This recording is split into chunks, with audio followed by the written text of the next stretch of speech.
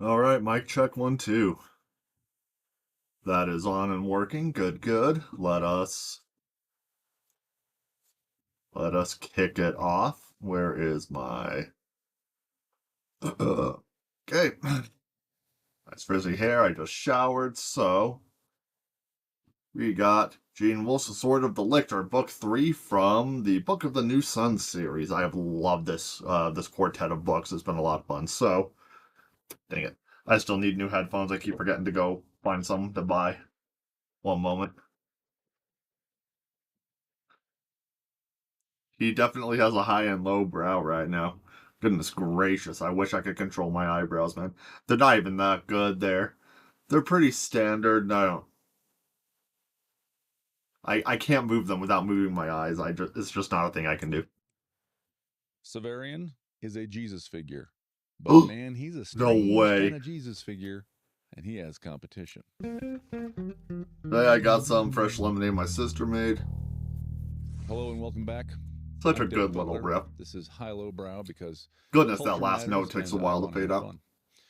Here today to talk about we're in book I too 3 like of the to have 5 fun. books of the Book of the New Sun by Gene We Wolfe. girls Book 2 is today, called baby, we Sword just of the like to have Lictor. fun. There's an appendix to the book that talks about what the lictor means. Lictor is the office that Severian holds when the Now, story opens. He's become the lictor of Thrax. You'll remember that between book 1 the and book 2 Ligma of Thrax, there's an what? unexplained gap in the narrative. Between book 2 and book 3, there is again an unexplained gap in the narrative.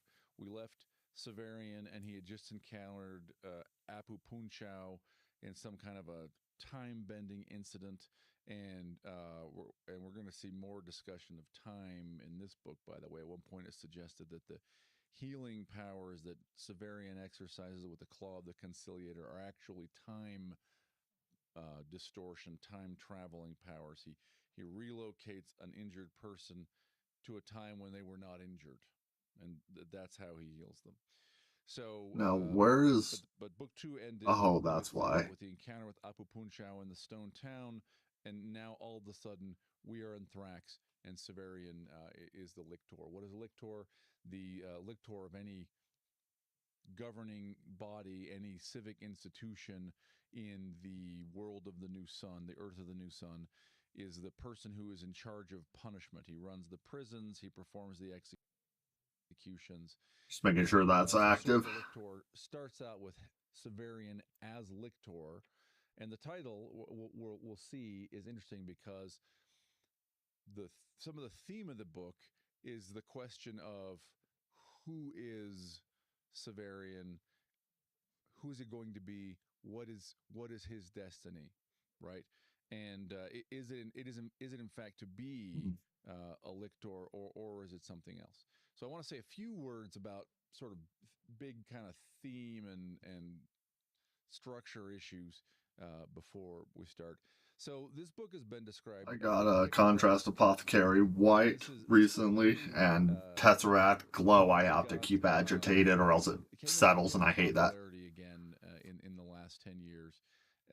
And cynically, I suspect it's because some high profile writers didn't know how to write plots and had sort of plotless books, and the editors just called them picaresque to imply that it's on purpose. What is a picaresque? This is a genre, a literary term for a story that is a series of maybe unconnected incidents. Something like Boccaccio's Decameron is maybe described as a picaresque. Of course, I don't know what that is. So Not much of a Dr. bookworm. Rothfuss's novels were famously described by his publisher as picaresque, because I forget his character's name. Just goes on. It's one thing, and then it's a different thing. It's a different thing.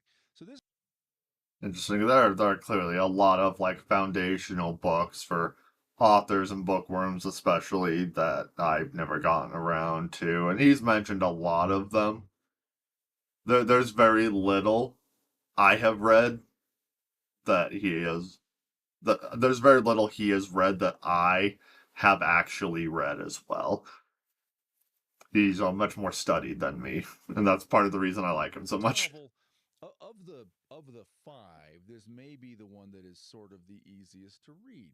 It is a kind of a picaresque. It's a roughly has three kind of acts, so it has a familiar kind of That's a structure. good point. It It's a kind of does, series huh? of, hey, Severian goes and he has adventures. These adventures The are Adventures of Hadrian. I mean, Severian. are it's That one's for you, Dave. does not mean the book is plotless. There are definitely theme questions, and we are building towards a climax for the series. I don't know. Does the mic catch that up? I gotta get that out of the Let's way. pick up there at that sentence again. So there is though definitely a theme overarching the story, and some of these apparently disconnected elements connect backward to episodes in the previous books, or forward to episodes in the books that follow. The second thing I'll say is we talked about genre a bit in the first video. here Severian really comes across as a sword and sorcerer, sword and sorcery, sword and planet kind of hero. He Okay. does stuff to solve his problems. I'll point out some of the incidents that really makes him feel like he's Conan or he's John Carter of Mars. He's a big muscled, basically intelligent guy, not a genius, who it's by his courage and his wits and his muscles and his sword that he triumphs over things that appear to be sorcery. And Sucks that Severian has a physique that I want for the easily swayed beta he can be when it comes to women. It's just like it's not fair, right? and again, I uh I have more in common with Severian than I'd like to admit. The Brit physique is not one of them, though I'm working on it. I'll say it again. I think the big question in this book is, what is Severian's destiny? Who is he? And the book starts with an apparent answer, which is, well, he is the lictor of Thrax. Now, this is where he was sent to be and what he was sent to do when he was cast out of the by Master Gurlos, right, for having allowed the Chatelaine Thecla to kill herself and escape her the torture to which she was condemned. All of book one was him leaving the city of Nessus. All of book two was him journeying. Book three, bam, suddenly he's there. He's with Dorcas.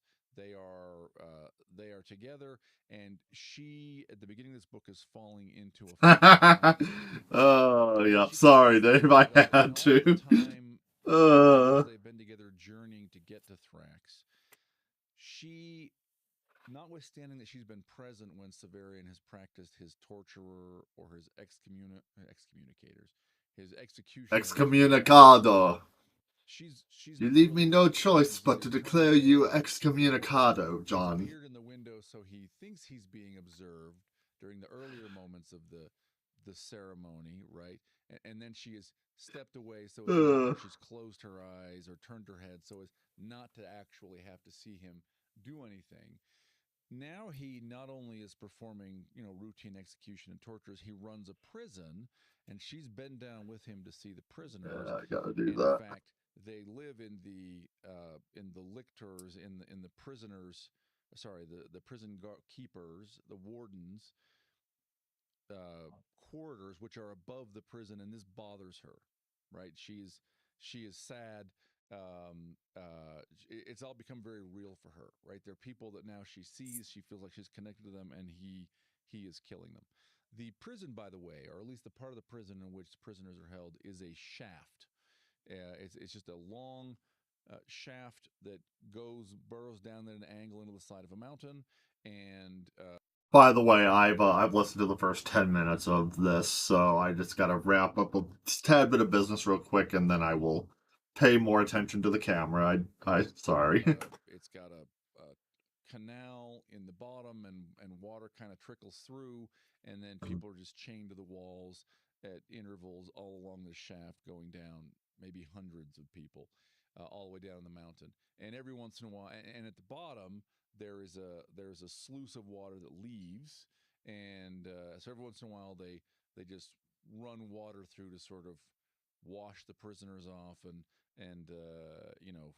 funnel out the excrement and whatever other uneaten food scraps or whatever down and out the sewer. So Dorcas is depressed. She's unhappy with the place they're sleeping, so Severian takes her and stashes her in a little inn called the Duck's Nest. And when he comes out of the Duck's Nest, he's accosted by a beggar who tells him he has a sick sister. Severian wants to see. He goes and he sees that Okay. the boy is sick. He's got an eye that's weeping pus and it's crusted on his face. But the girl seems sick, maybe even to the point of death. She's wasting away. I don't remember. I don't think we find out what she's actually sick from. But there is the implication, at least if not here, maybe in the later scene, that she's Who's actually open chat? died.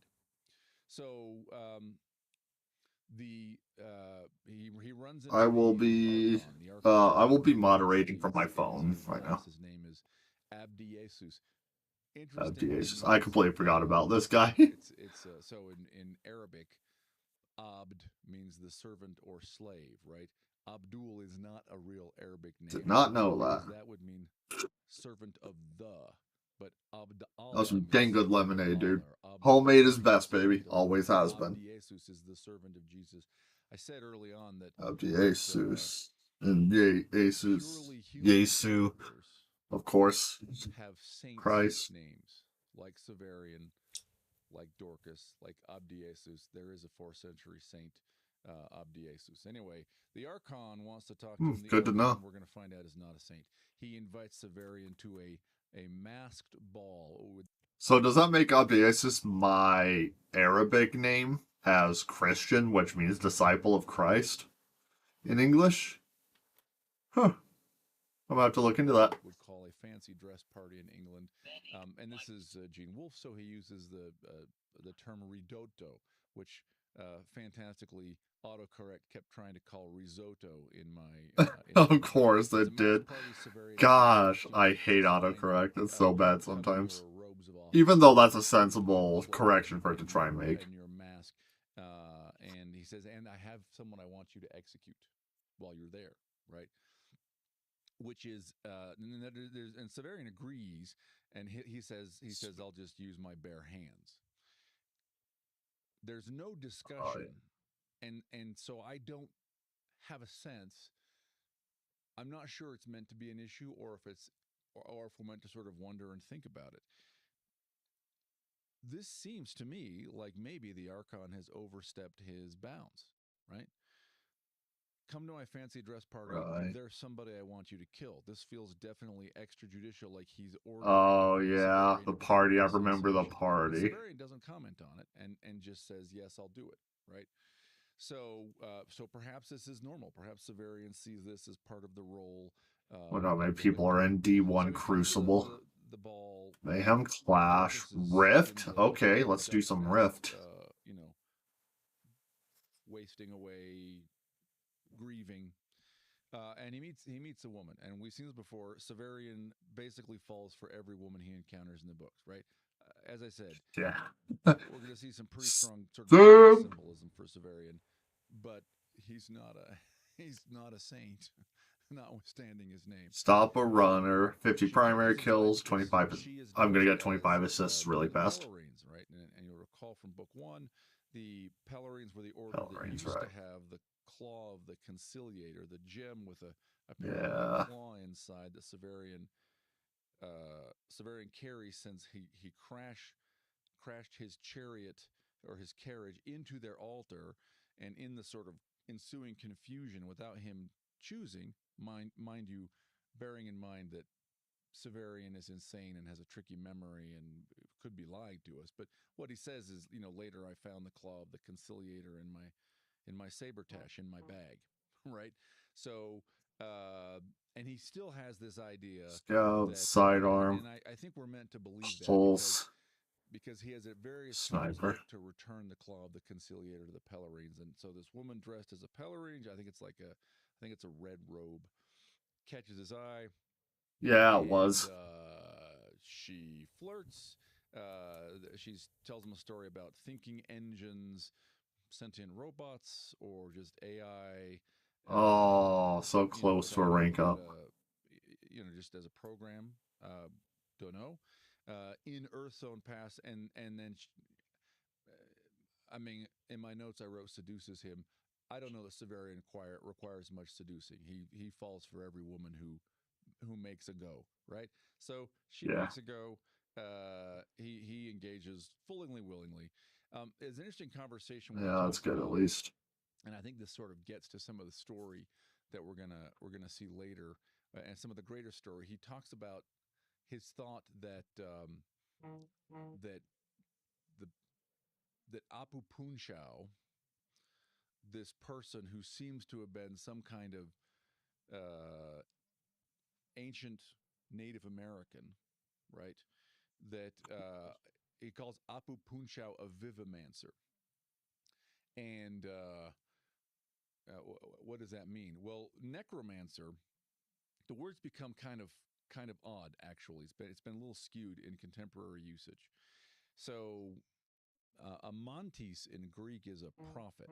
Okay, and so necromancy and any kind of mancy is reference to an art is a reference to or a name for an art of divination. So necromancy isn't creating zombies Huh. or controlling the dead. In a Interesting. general term, a necromancer is someone who summons the spirits of the dead to learn the future.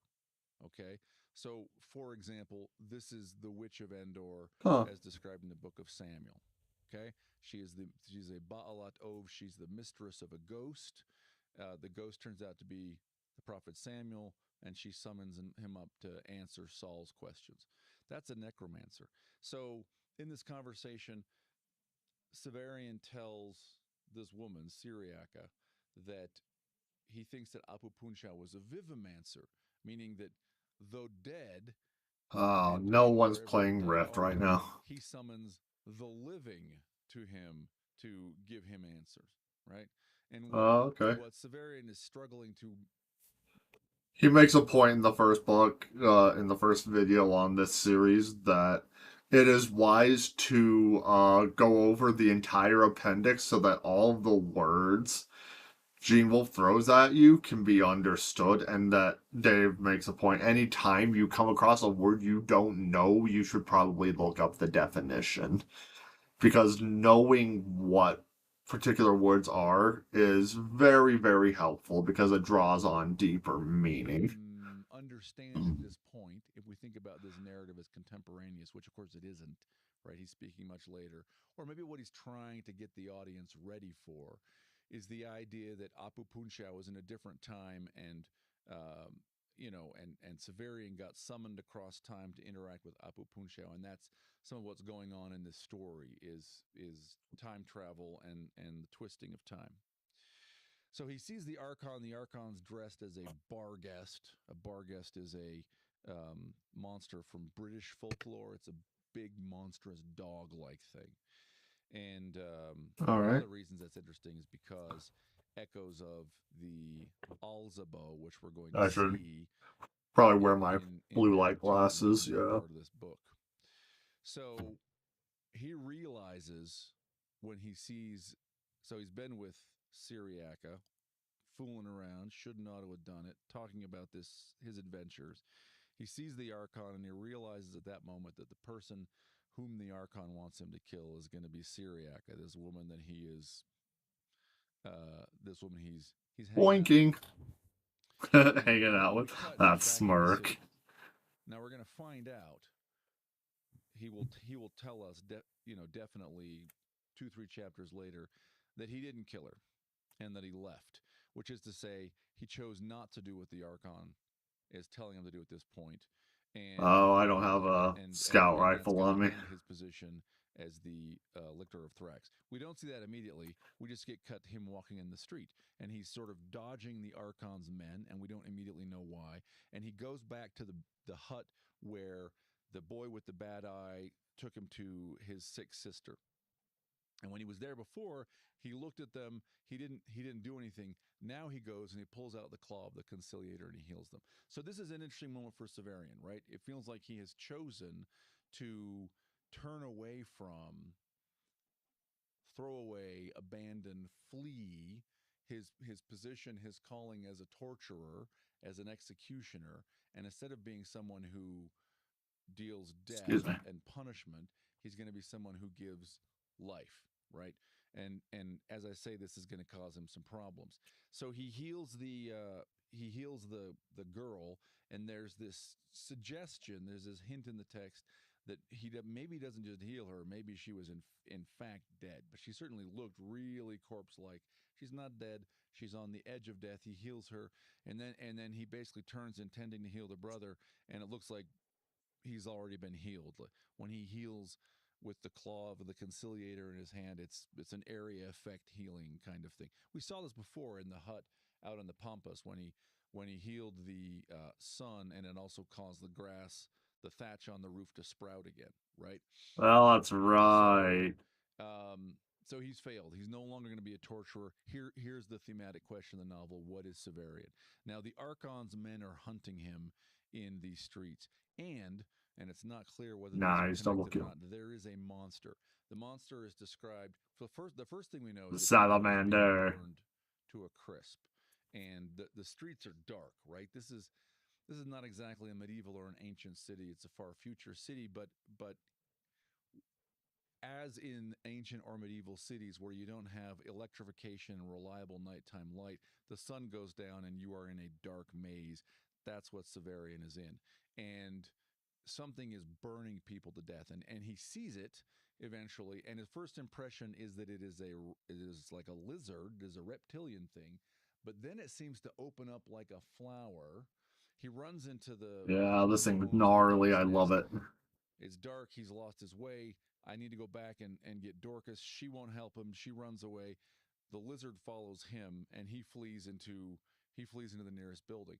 And Thrax, it turns out, we get lengthy descriptions of Thrax. Thrax is built in a big valley, and we get descriptions of Thrax. Thrax is built in a big valley. The wealthy live down on the river, and the poor, but also institutions like the prison, are stacked up steep mountainsides and steps. And he's up on the mountainside, and he runs into this house, and there's no other exit. And he gets to a window and looks down. There's an extreme drop. He turns, drawing the sword, thinking he's going to be destroyed by this monster. It comes in the door, and then it kills a couple people.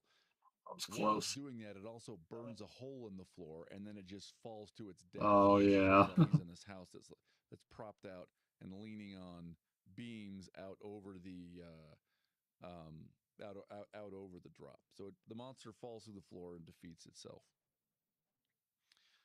Severian goes back to Dorcas, the visitor. Hathor, or not to visit her, to resolve things with her. He needs to flee. I say resolve things to her with her. That's not right. That's what happens. That's not why he goes back. He goes back to get her. We need to run away because the Archon's men are after me. While he has been gone, a couple things have happened. So Hathor has been visiting her. It turns out he's still a very mysterious figure. We Crushed it met on him at that the same match. time as we met Jonas, who it turned out you'll My recall name from is the teaser, is a Jonas. robot who crashed in his spaceship. I'm Parts of the carrying the robot were will. damaged, and so the robot question mark the ship question mark the others in the crew took a human being who'd been killed on the ground when the ship landed on him, took Yeah, him you're not body parts clever, off the ground, Titan. I knew you attached were there. most of a face and one arm and whatever else Jonas needed, right? So that's Jonas who left, who's gone back on his own world, or out in space somewhere. Hathor showed up at the same time as he did, and there's this suggestion that Hathor is connected to him somehow. So he's visited. Well, we don't know for sure what he wanted, Huh. but more importantly, she has Got vomited out Justin. 2 lead sling stones that have the word strike on them. Now, historical note on sling stones with the word strike on them. So this is real. Like, we have found archaeologically sling stones, cast of metal or carved of stone, that have a word on them. My memory is that we found Greek sling stones that have the word dexa, which means something like catch, right? So What? it's a morale kind of thing, a little bit of a kind of a magical charm kind of thing. The Okay. the peltas, the fighter with the sling, Don't need is another steel oracle, but I'll pushing keep it for his infusion. bullets home to their target and kind of writing a little charm on the sling stones. Of course, we actually do this today, right? You see this all the time. Senators or administration officials who sign bombs to be dropped on. This week, it would be Iran, right? Iranian regime targets. This, it turns out, is extremely ancient behavior. So, what's the significance of the Sniper, fact that they put scout, up and sling stones? pulse. Well, That's back all. in With book 14 one, heavy weapon kills you'll needed. recall Severian resurrected Dorcas. He had been challenged to a duel and went, but as a duel with fighting hand to hand or thrown leaves with a deadly flower, a deadly plant, and he had gone to harvest his plant at a greenhouse, where we got some time travel and some extra dimensional space stuff going on. That was And his fun. I sword like that had part. been tossed into the water, and he reached down to find the sword and grabbed a living hand and pulled out Dorcas. So, but the story we'd heard before that was that in the water in this botanical garden, the practice of the people was to throw their corpses, but to make sure they didn't float, they weighted them down by having the corpses swallow lead shot. Okay, so that was Dorcas. So she has coughed up. So Dorcas has now coughed up this lead shot, and she's starting to vaguely remember that she had a life before she was pulled out of the water and called Dorcas. And in fact, we saw an old man who was looking for his dead wife and calling her Cass. That's the life she remembers, that husband. And she doesn't really seem to miss the husband. She misses her son. So she wants to go back. She wants to find her son and and find, reconnect, re-enter her previous life. Severian says, "I'm going to go the other way." Uh, A couple of reasons. One reason is the Archon's men are after him. This is where we learn that the Archon gave him an order and he disobeyed it. So part of the chaos in the streets is there's this monster. Question mark, why is that? Part of the chaos is that there are soldiers running around. Are they fighting the monster? Yes. They're also looking for Severian to come grab him. So he says, I'm not going to go with you because the Archon's men would follow us. He says, but also I've gotten a hint, a reference to where the Pelorines are, and they are the other way. They're north. So we split up, and we don't see Dorcas again in this book. Um, nor does Severian bother to explain what he's done, or the relationship uh, seems for Severian at least. The relationship with Dorcas seems to be one that he or the mores of his time are such that he doesn't seem to feel like they need any formality to end the relationship or any ceremony or any apology for, look, I'm sorry we're breaking up, but I just did cheat on you half an hour ago in the palace. yeah, right. Severian he leaves the city. So the soldiers are looking for him. So what he does is Yep, that wasn't a very long he floods the relationship. prison shaft. We don't really know how much to flush out the Back in a sewage box. exit, and then he goes down it and crawls and swims out the exit to get.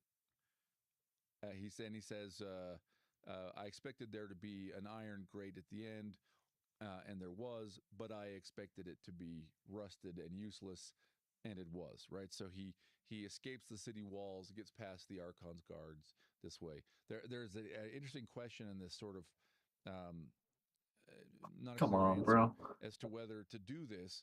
Does he kill all of the prisoners? In other words, how much does he flood the tunnel? Does he kill them? Yeah. But if he does, it seems like the claw raises them from the dead, because as he goes down with the claw, which glows when he successfully uses it, he can see in the light people healing and recovering. So it's not clear whether they're recovering from previous tortures he's inflicted on them, or prison malnutrition or other injuries, or maybe in fact from death. Maybe he killed them all, and now they're rising as he leaves. Which, I mean, it's just one of the thousand little riddles in this story, right? It's an interesting riddle because maybe it is an image of Severian harrowing hell. There are definitely a number of other kind of Christ type images in this series, in this book, and we'll talk about them. Severian is certainly, he's telling us that he is the one who saved this planet. So Severian leaves. He goes north. He goes along the mountains. So he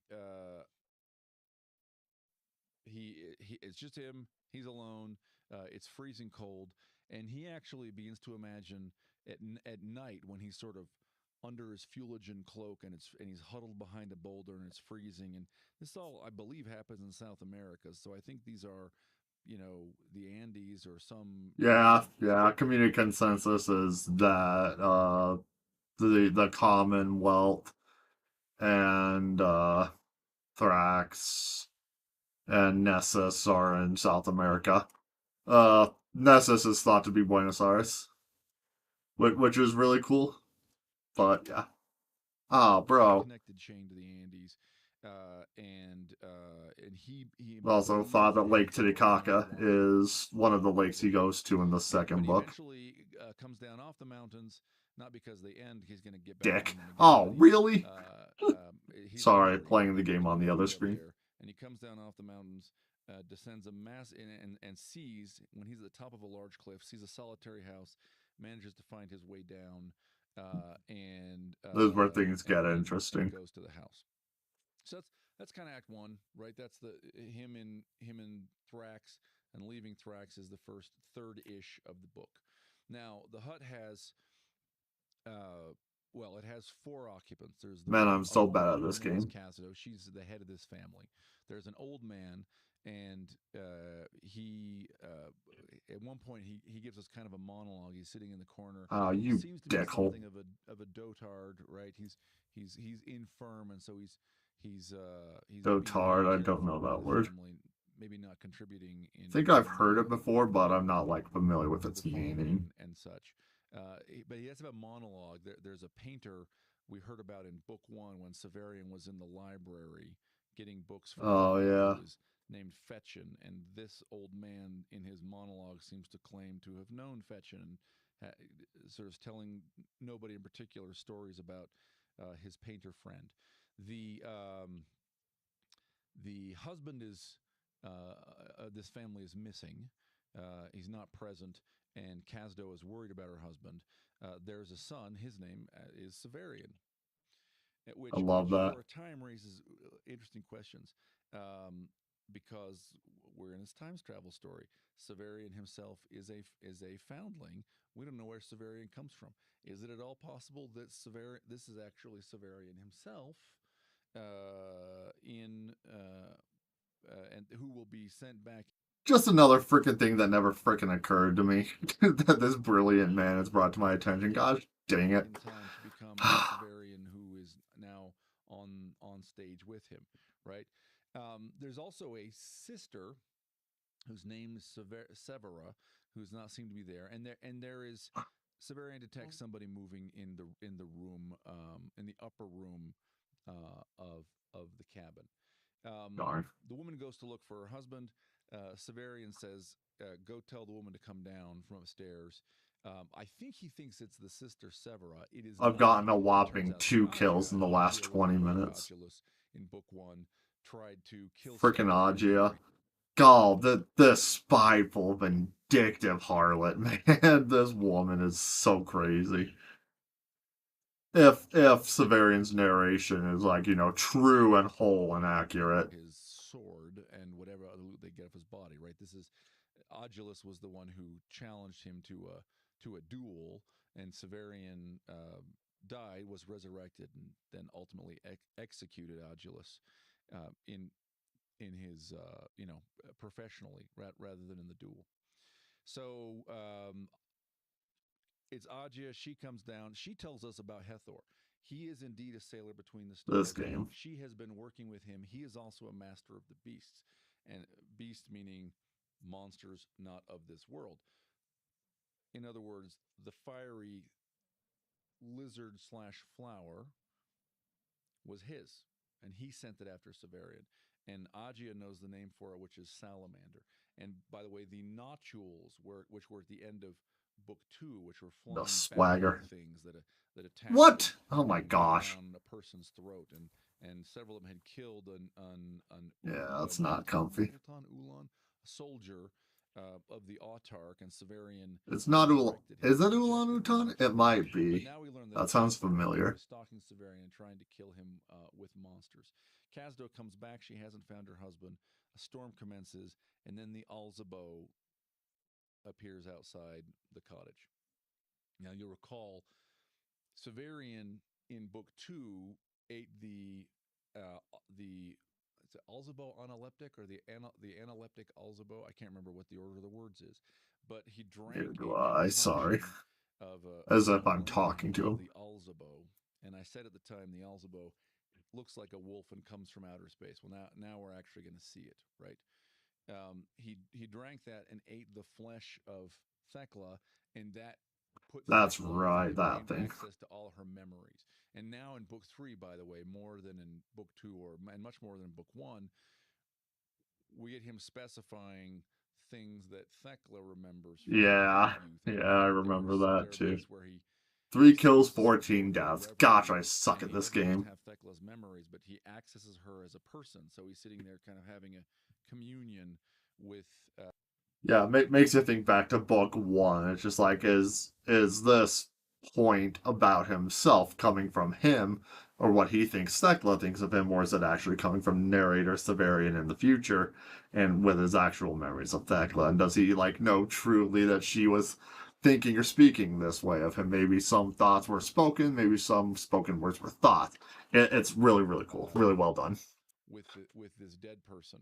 There's a very sort of uh, mm, sort of grotesque, science fictiony kind of depiction of the oneness that the Gospel of John talks about among the disciples at the Last Supper. Right? This is literal psychic oneness with Thecla. So the Alzabo is outside. We don't see it yet. Um, Severian asks for help from Aja, from Kazdo. They don't help him. They just go up and they kick away the ladder, or they pull up the ladder, and they just abandon him. Despite him asking, "Hey, You're just can you like, shine a light on this?" I And couldn't blame so Agia for there not goes the helping, if Alzabo, I'm being and honest so with myself. the Alzabo speaks with the voice of the husband. So now we know that it has eaten him. It also speaks with the voice of Severa, the daughter, so it's eaten her also. And the conversations are pretty creepy, actually, because when it speaks with the voice of the husband, it talks as if it is the husband inside the Alzabo, and it knows it has been eaten. The voice, he, the husband, he answers Severian's question. Yeah, I know I have been eaten, and now I want the Alzabo to eat my wife so she can be here and experience union with me. Right? So this is a kind of Yeah, sort that of was a creepy crazy horror chapter. sort of moment. Severian fights it to a standstill, fights it to a draw, and finally he says to the Alzabo, he says, "Look, uh, he's wounded it. He says, you're What bleeding. else is new? I can't stand here forever either. If you go away, I will leave tomorrow morning." Right? Which is, again, is Severian a good man? I don't know. It sounds like he's just Yeah, preparing. I mean, the clear implication he is that doesn't he doesn't do all the best things all the time. This is millions of years in the future. The moral imperatives by which we operate today don't mean jack squat in this universe either. We don't know how readers of his time and on this earth in the future feel about it. It's interesting to think about though. the clear offer to the Alzabo is, I'm not going to stick around tomorrow and defend these people. So you go away, come back tomorrow, and then, they wouldn't help me out. I'm not going to help them. They're yours. The Alzabo agrees and leaves. Now, having made that deal, Suck Severian it, does turn Panda. out to be somewhat better than the deal. So he basically goes out in the forest and hides. Kazdo, uh, well, actually, during the fight, Agia lets herself out. So when he goes up to finish his unfinished business with Oh, there he Agia, who's is. been conspiring with Hathor to try to kill him, she has cut a hole in the thatch and let herself out the ceiling. Okay. So in the morning, Kazdo, the old man, the boy Severian, Severian goes and leaves, but And again, I don't blame Aja, but goodness gracious, people go to lengths for spite and for revenge, he don't they? hides in the forest to I watch. really should The read Count of family Monte then changes Cristo. and starts heading north, and he trails them. And it seems Heck, I might put that on the list for sooner rather than later. I might get to that next week. I'm going to start Citadel of the Autarch tonight or tomorrow for sure. Probably right after this is done, I'm going to install it. like his intent is to defend them. I've Now, already so got it now when downloaded, so they're attacked, or they're attacked purchased, by what have you. zoanthropes, and he Zoanthropes, has at least I two know of this name. these, and there are kind of a lot of zoanthropes. He doesn't like the odds, so he kind of just hangs back and watches. And now the Yeah, zoanthropes worth he totally interesting. does. They're interesting, maybe worth a moment. Uh, the Greek words tell us that it should mean something like beast men. So when the word first appeared, what I assumed is that these were, you know, like apes or something, right? So, human beings who had reprimitivized, had evolved back to being more animal like or something like that. No, it turns out it's darker than that. They were, maybe are, question mark, fully human, but they are people who felt the burden of consciousness was too great. They didn't want it. And so they have had, and he says the front part, or a part from the front of their brains, he's explaining later to little Severian, taken out Spoiler. deliberately. They pay a surgeon to do that. And he says then they pay a friend or a family to take them out and just drop them in the wilderness. So they don't have to have any of the sort of higher burdens of morality The or burdens of higher thinking for the thought. future or any of the sort of things that Literally the pinnacle of Return to Monkey. They're literally just, no, I don't want something. I want to return to Monkey. And then it just like polymorphs them back to prehistory human, whatever, like, Homo habilis, you know? that mark out the higher intellectual functions of man. They can just go be men who are just beasts. Okay.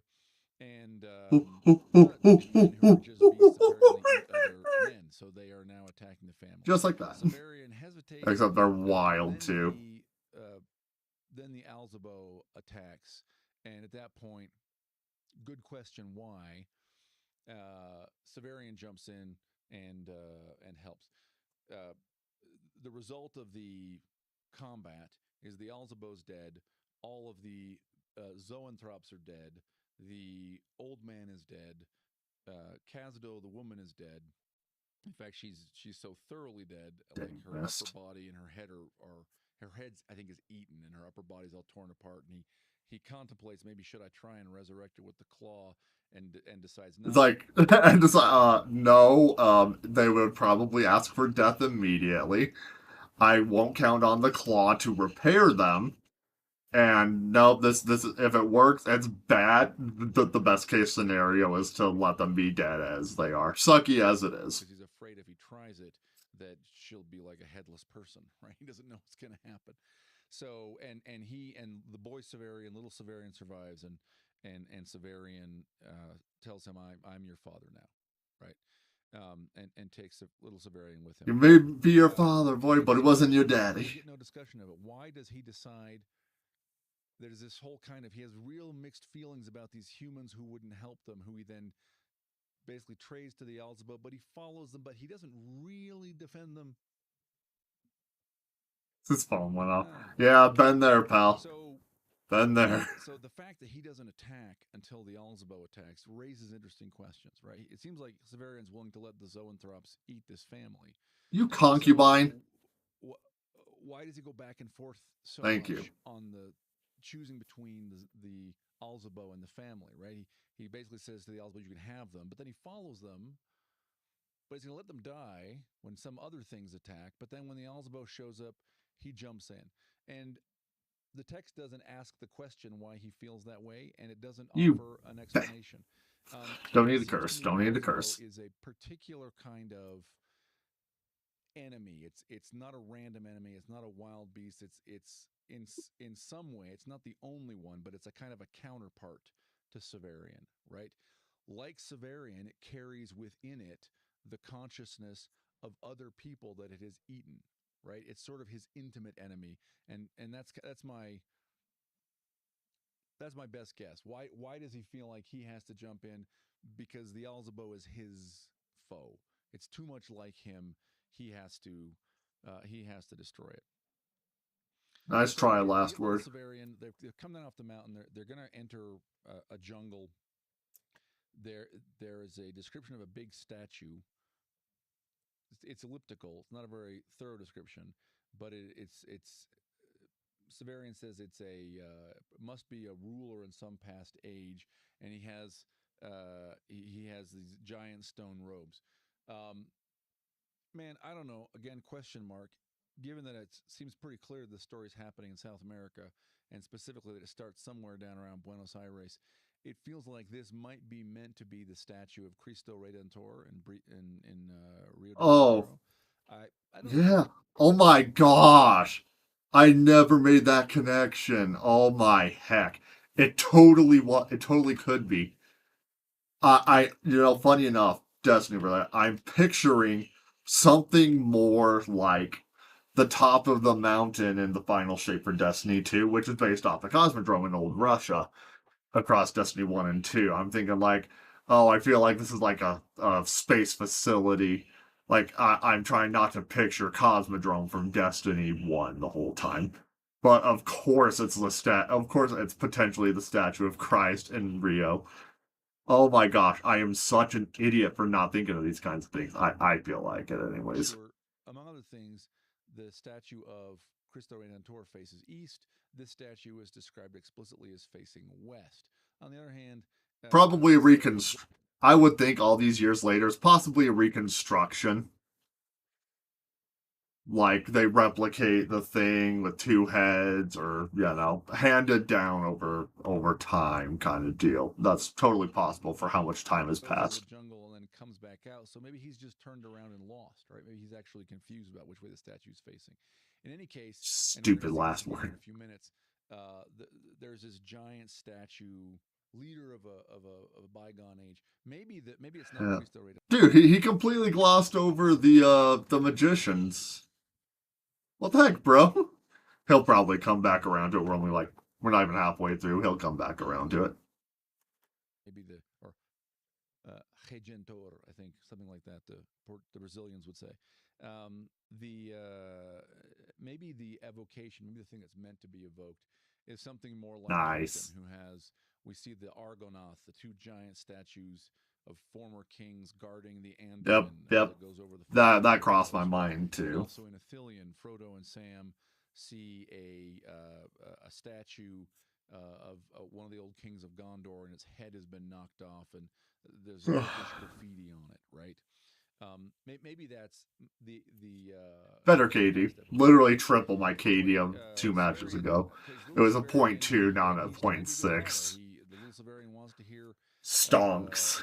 story about twins. Severian's got the brown book, Thekla's brown book, Okay, yep, he got back to the jungle Tales of section. Wonder of Earth or whatever it's called, and he goes and he finds a story, a kind of a hero twins story that sort of sounds a little bit like something like the Popol Vuh, the stories of one Hunahpu and seven Hunahpu, but also sounds a little bit like the Jungle Book. Sounds a little bit like the story of Remus and Romulus. It's about these two twins who are descended from the people of the stars, but they're raised here on Earth by wolves. There's a big sequence Oh yeah, I in remember the the story. I was jungle. driving when Big severe. I was driving out of town to meet with some family to work on some stuff while listening to this chapter. That was a fun drive, pretty entertaining. Let's boost Crucible Rep while I play this. I'm also at max legendary marks. Fantastic. Little Severian are captured It's only by been it's an hour and a half video. That's why. okay, men with paint on their faces and paint on their bodies, and they have steel claws that they wear on their hands. They grab Little Severian. He doesn't see them do it. He knows they have Little Severian, and so he surrenders himself. Right. And again, this is interesting. He would perfectly willing to let Little Severian be torn to bits by Zoanthropes, but having taken Little Severian into his care, he hands up the sword and lets himself be taken prisoner rather than cut his way out, which I think our sense is that he could easily have done it. These people take him to their village. It's sort of part of it is kind of an Ewok village. Oh yeah. Buildings in the trees, buildings cut into the hollow trunks of giant trees, redwood kind of trees, but also there are underground bunkers, and he is taken down into a room Excuse me. underground which is totally lightless. He sits there for a while. We get a sequence of him conversing internally with Thekla, and then a voice starts speaking to him. He doesn't see a light; he just hears a voice. These people, and we never get a name for them. Although when we just Need those for a minute. before they jump Severian, he sees a charm, which is a rooster's head with a snakeskin in its mouth and some other kind of markings, and his conclusion is that these are people who want to stop the new sun. Okay. In fact, let me take a minute and read a bit of that. We get here, the new sun has been described really elliptically throughout the book. Just the new sun this, the new sun that. Shotgun. Kind of says in a holistic way, what is the new sun? Why is this so important? I have a better pulse rifle. Like 2 chapters in the future from where I am. But in discussing who get an actual level red death, who these people are, and he talks about the new sun, and he says this is on page 118 in the edition I've got. So he says, "Have you heard of the new sun, Little Severian?" By the way, great storytelling technique. If you need your character to narrate things about the world, you put somebody who doesn't know anything in the story with him and have your character narrate to that person. This is how the Da Vinci Code works, right? There's the Tom Hanks character. He knows everything. There's the sidekick, the woman, I forget her name. She doesn't know anything, so he has to explain all the stuff to her. Well, I'm trying to remember that. It wasn't Audrey Tautou that did. Nothing is Little Severian.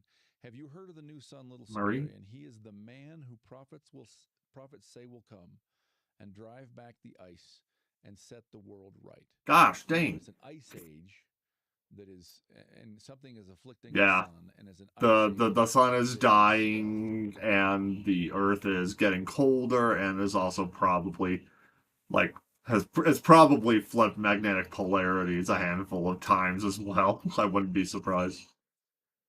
But yeah, it is causing a cooling of the climate overall as well. Life on the planet. So there's a figure who will come and solve these problems. He will kill Abaya, the boy answered, surprising me. Abaya we've seen Abaya several times, or rather we've heard the name and seen Abaya's daughter. So Abaya seems to have come from seeds that were thrown into the ocean, and they grew into the word undine is used. Undine is an old word for like a sea fairy, a water elemental, and we've seen them a couple of times. And I've heard of undines in Final Fantasy. I think like giant women living in the water, and but there's a sense that there's something monstrous about them. And one of the interesting there we go, much better. The river at the end of book 2 in the night that summons Severian out of sleep to talk to him, and among other things said that Baldanders, the giant, would one day be tall enough that he would have to join them in the water because his own weight would crush him to death if he lived any longer on the land. So the new sun is a figure. It's not a sun. It's a person. It's a man, and he's going to drive back the ice. He will kill Abaya. He will destroy this tribe of malevolent water demons. Yes, he is supposed to do that as well, and many other things. He is said to have come once before, long ago. Did you know that? First coming of Christ, and if he is the new son, he is the second coming. That's crazy. And the Increate, and he was called the Conciliator. He left behind a famous relic, a gem called the Claw, right? So this is obviously pulls it out, and this is it. Reimagining, a retelling, or a symbolic use of Christ imagery. Christ came once. He forged peace between man and the Creator, the Increate, and he is going to come again and save the world from a different kind of death, right? And this is the book of the Sun. This is the story of that happening. So let's try, bucko. So this dark voice speaks to him. These people know he is the lictor of Thrax. and Dick they Biscuit. talk, and Oh, he I hears, hate that and guy. then the voice goes silent. Severian tries to figure out how somebody was in the room talking with him. He gets up and he starts feeling his way around. He finds the ladder that he came in through, but he can't leave. And the reason is it Yep, has like, makes I sense. can't remember what they're called, but there are fish traps that you set underwater that the fish can enter but not leave, because there are spikes that point like in a circle to the interior of the trap, so the Except fish his can swim cell, through it's but pointing return back down to at the him, so bottom he's in a of the bit of trap. a. It reflects the oubliette a bit. But there's one of these basically facing down the tunnel, so he could come down through it, and it felt like tree roots brushing him. But if he tries to climb back in Wow. without being able to see, he's just going to get impaled. But he goes and feels around the interior. This feels very much like a John Carter of Mars or a Conan kind of story, right? How did this guy get in? Well, he couldn't have climbed back up the other way. There must be some other entrance. So he goes around the room he's in, and he feels as high as he can, and it's not the ceiling. So he's jumping and patting on the wall. And sure enough, he finds, right? And he's only been in this room in complete darkness, so he couldn't see it before. He finds a shaft, an opening in the wall, and realizes the guy didn't even enter the room. He just crawled on his belly up to the shaft and spoke. And Severian thought he was sitting in the same room with him. Well, now Severian jumps up and crawls out the shaft. Doesn't have the boy, doesn't have his sword, but he's wearing his Fuligen cloak, and he's free. Now there's a maze. There is he smells a smell. I remember he follows it and it felt like it kind of curved kind of to the right, I think. And he kind of took like the same turn thrice and it kept going on. Let's see what he Previously, when he remembers. was in the House Absolute, in the large prison chamber that held something like What? 40 Oh, people, that LMG.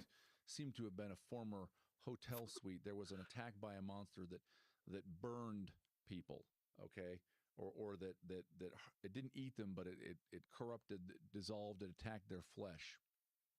They didn't see fire, right? But some kind of a fire-like attack.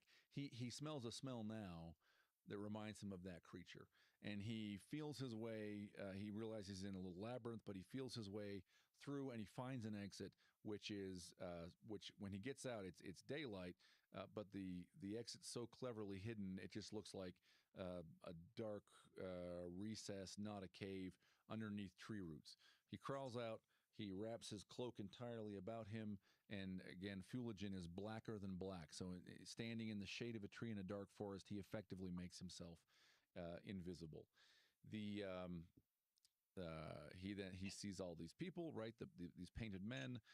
They have the boy. They have the sword, Yeah. and then they discover Oh, well, they go to GG. pull him out, or to go interrogate him more, and they discover that he's gone. So he reveals himself, and he tries to bluff, although is he bluffing? And declare that he's a magus and he's used his magic powers to escape. And if they don't give him the boy and the sword, he'll use his magic powers to destroy them. They basically call his bluff. They say, okay, well, we have our magus. His name is Decuman, and you're going to have a wizard's duel This with him. part's trippy. The And next, like, they're two holding the boy and the chapters are sword. really He weird. doesn't really have a choice. So they take him, the two men, into a log hut, and they bring little I think Big Severian insists they bring little Severian in, and they sit at opposite ends of this log hut, and they're just supposed to, by their magic, try to kill each other. And Severian stands up, but when he does, spears poke in from all the walls, and so he realizes he can't just get up and move. He will be killed. So he sits down, and this game, this duel of wizards commences, which little Severian asks about it, Do, and do, do, do, do, he do, do, insists. do. Big Severian says, "No, no, I haven't gotten a this is single. fate." I haven't gotten a single heavy weapon kill for my bounty in Destiny. This is pathetic. And I've barely gotten like 4 kills with a sniper rifle in the last hour. Ugh, kill me now.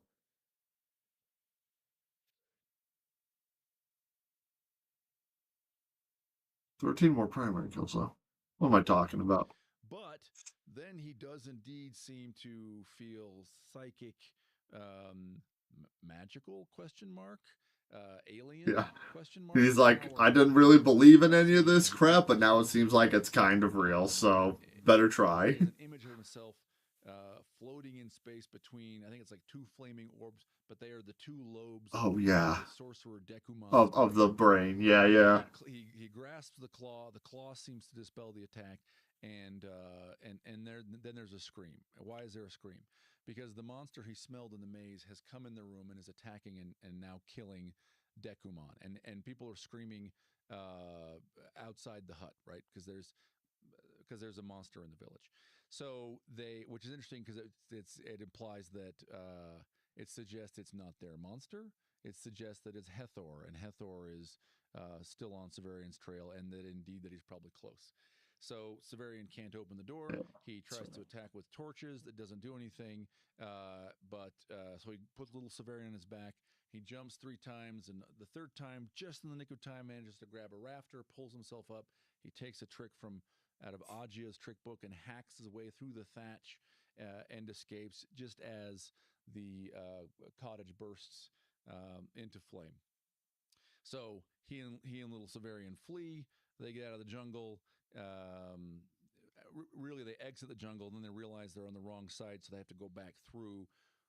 They only encounter one survivor of the Painted Men, who now is in awe of Severian, now believes his claim to be a wizard, and prostrates himself. Um, they go back to the Yeah, the statue. word prostrate was used as far as I Or recall. something like it. Go a different direction. And prostrate obviously reminds me of Patches from Dark Souls, so Patches squat. And go Or hike for a while prostrate bowed to the because earth they're following a in path that's some way. obviously a road, although Severian says comments on the strangeness of the road because there are no wagon ruts, and an old road, even stone, ought to be rutted from wheels, which is interesting. Again, it's this kind of note that tells us where we are, because we are in the Andes, and the ancient peoples of the Andes, like the Inca, do not seem to have invented the wheel, right? They walked, or they used. They may Beasts of burden, again, this possibly. is memory. They may have used like alpacas or something as beasts of burden, but they didn't have chariots, right? And this is a thing that Severian doesn't know, Right. but it tells us that we're up in the Andes. So they hike for a while. I think it's like a day or 2 days, and they come to Honestly, I might have to a put a plug in this so that I place. can do the Candace Owens And the hint, the crap. suggestion, is that um, it's a place of old and very high technology, something like a spaceport, because he says that the Yeah. towers here remind him of the Madison Tower, which he Which grew is a up in as rocket one ship. of the torturers of St. Catherine's Order, and that was a rocket ship, right? We have there are these they're never described. They're referred to as cataphracts. A cataphract is an armored, I think usually mounted soldier. So I'm led to imagine something like big statue Reminds me of Nolan's Odyssey movie that I don't have a lot of faith in. Let's be real. men in plate armor, and they move, but they don't really move or ever do anything except they rotate, right? So again, question: what is he really seeing? But they rotate to always be facing the sun. So there's some big metallic thing rotating always to face the sun, and there's a big dome Probably a building, satellite dish of some and they kind. go inside. They're looking for water or food. They go inside. I think it's the dome building that make me think of the Cosmodrome colony ships from Destiny. And there is a desiccated, dead man, large man, not as Two big as heads. Baldanders, but I think bigger than Severian, who has 2 heads, and it's not two symmetrical heads. It is a giant with a head centered and a second head next to it. And I don't remember if Severian notices this, but he learns that the head is grafted on. Okay, but he's dead, Yeah, that lying might in have come something like a later. cockpit or like a pilot's chair. There is a there are massive statues here, at least one. Uh, Again, giant size statue of a leader of a bygone age, and there's a hand that sort of they look out of this domed building, and they see this hand, and it's immense, and it's one of its fingers has an immense gold ring. And the two of them decide they're going to go down and see if that's gold, right? We can get some small piece of that gold off, and it will, you know, it'll be worth a lot in our journeys, right? We can trade it for food and shelter and whatever. They climb down the arm. Little Severian runs forward, touches the gold thing, and lightning hits him, and he is completely fried. And Yeah, he falls R.I.P. off of the hand. Severian runs down. He's he's black. He's thoroughly charred. Right. He's completely Yeah. black. I thought it was disintegrated, effectively, but okay, yeah, that's right. Flesh. And in fact, I think Severian touches him and he just disintegrates. So little Severian, boom, suddenly gone. Severian, so little Severian's gone. Severian then wants to hike back. He kind of gets lost. He's trying to find his way back up the mountain. At some point, darkness is coming. He hunkers down under his cloak again. He's awakened by footsteps. The footsteps belong to the two-headed guy. The two-headed guy is now alive. He no longer looks desiccated. He looks just fine. He identifies himself, and he says his name is Typhon. Typhon. I was about to say Typhon Caster, is, but I don't no. know whether Typhon's a saint's name or not. I should have looked this up. Among other things, Typhon is one of the names that the Greeks used to refer to the god Seth. In the Egyptian story, Seth is Let's find out. I don't know if he's evil. He's the chaotic, the destructive, the rival brother of Osiris. Okay? So if you think about There's Saint Osiris as a Tryphon, kind of redeemer, the patron saint of gardeners, vindicator, bird handlers, and vine growers. god of the dead, his Uh, enemy, known as the he's holy not exactly.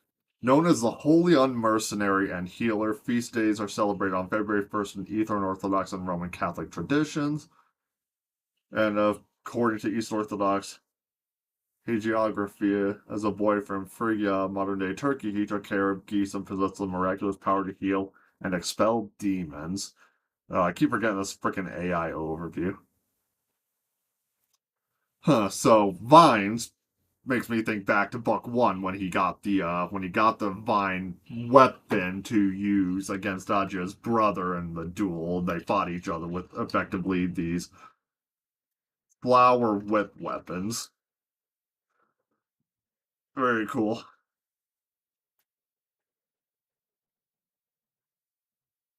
I'll comment that in a bit later.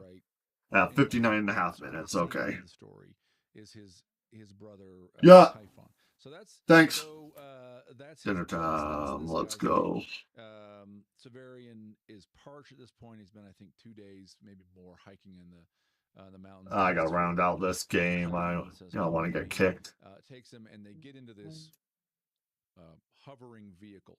Severian says it's something like a flyer. Although after this trip, Severian can't use it because he says he didn't know the word for it. It sounds like it's Probably command, verbal launch. commands of some sort.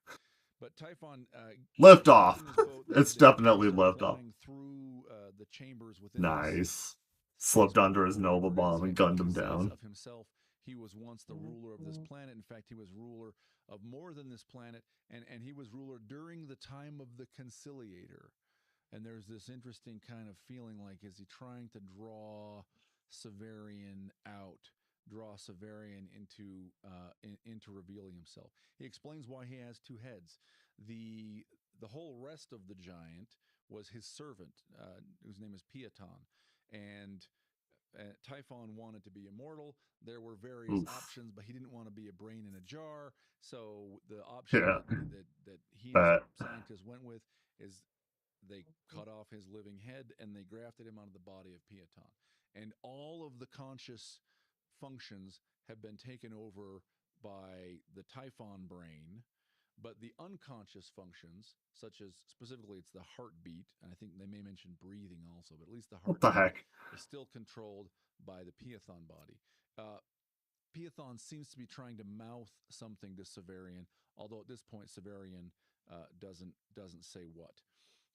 So the boat leads them up into an enormous chamber with two windows facing out. The chamber turns out to be the inside of the head of the statue on whose arm and hand Severian previously stood.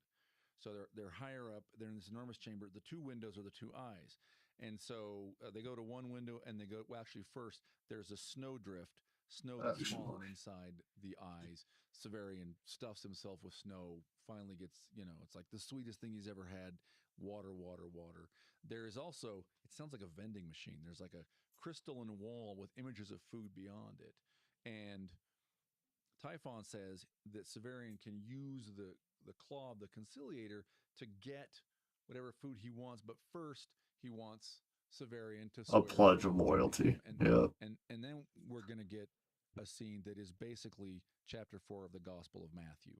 It is Typhon demanding Severian's allegiance. And in fact, Typhon takes him, Severian sort of a little bit of discussion, but I'm not going to do that. Typhon takes him out one eye and then the other and shows Severian these vistas. And the eyes seem to be just a window, but then they seem to have like something else going on, like video enhancing properties or something, because Severian seems to be able to have an extraordinarily wide vista, right? He goes up and he looks out these eyes and he sees all the kingdoms of the world, so to speak. And Typhon demands his loyalty, and he won't give it It's when Christ is fasting and Satan tempts him. He's like, look at the world, I can give you all this, and he's just like, how about no? Suck it, poser. Everything my dad offers for what I'm doing in this life is infinitely better than the beta tier crap you're putting on offer. It's like the world. It's like, dude, my dad owns all this already. It's just like, why are you trying to bribe me with something I don't need or want? I effectively already have, in a manner of speaking.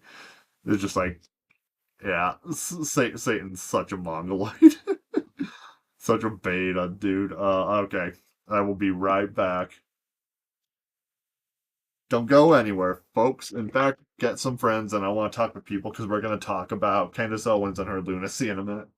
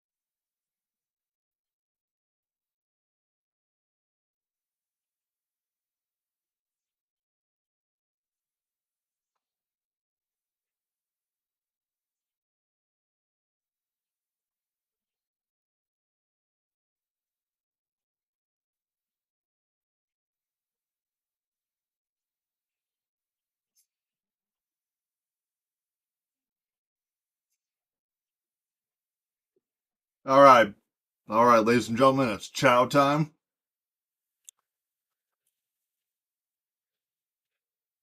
We back. We doing good. We feeling good. Is that you in chat, John, that's lurking? Yes, OB.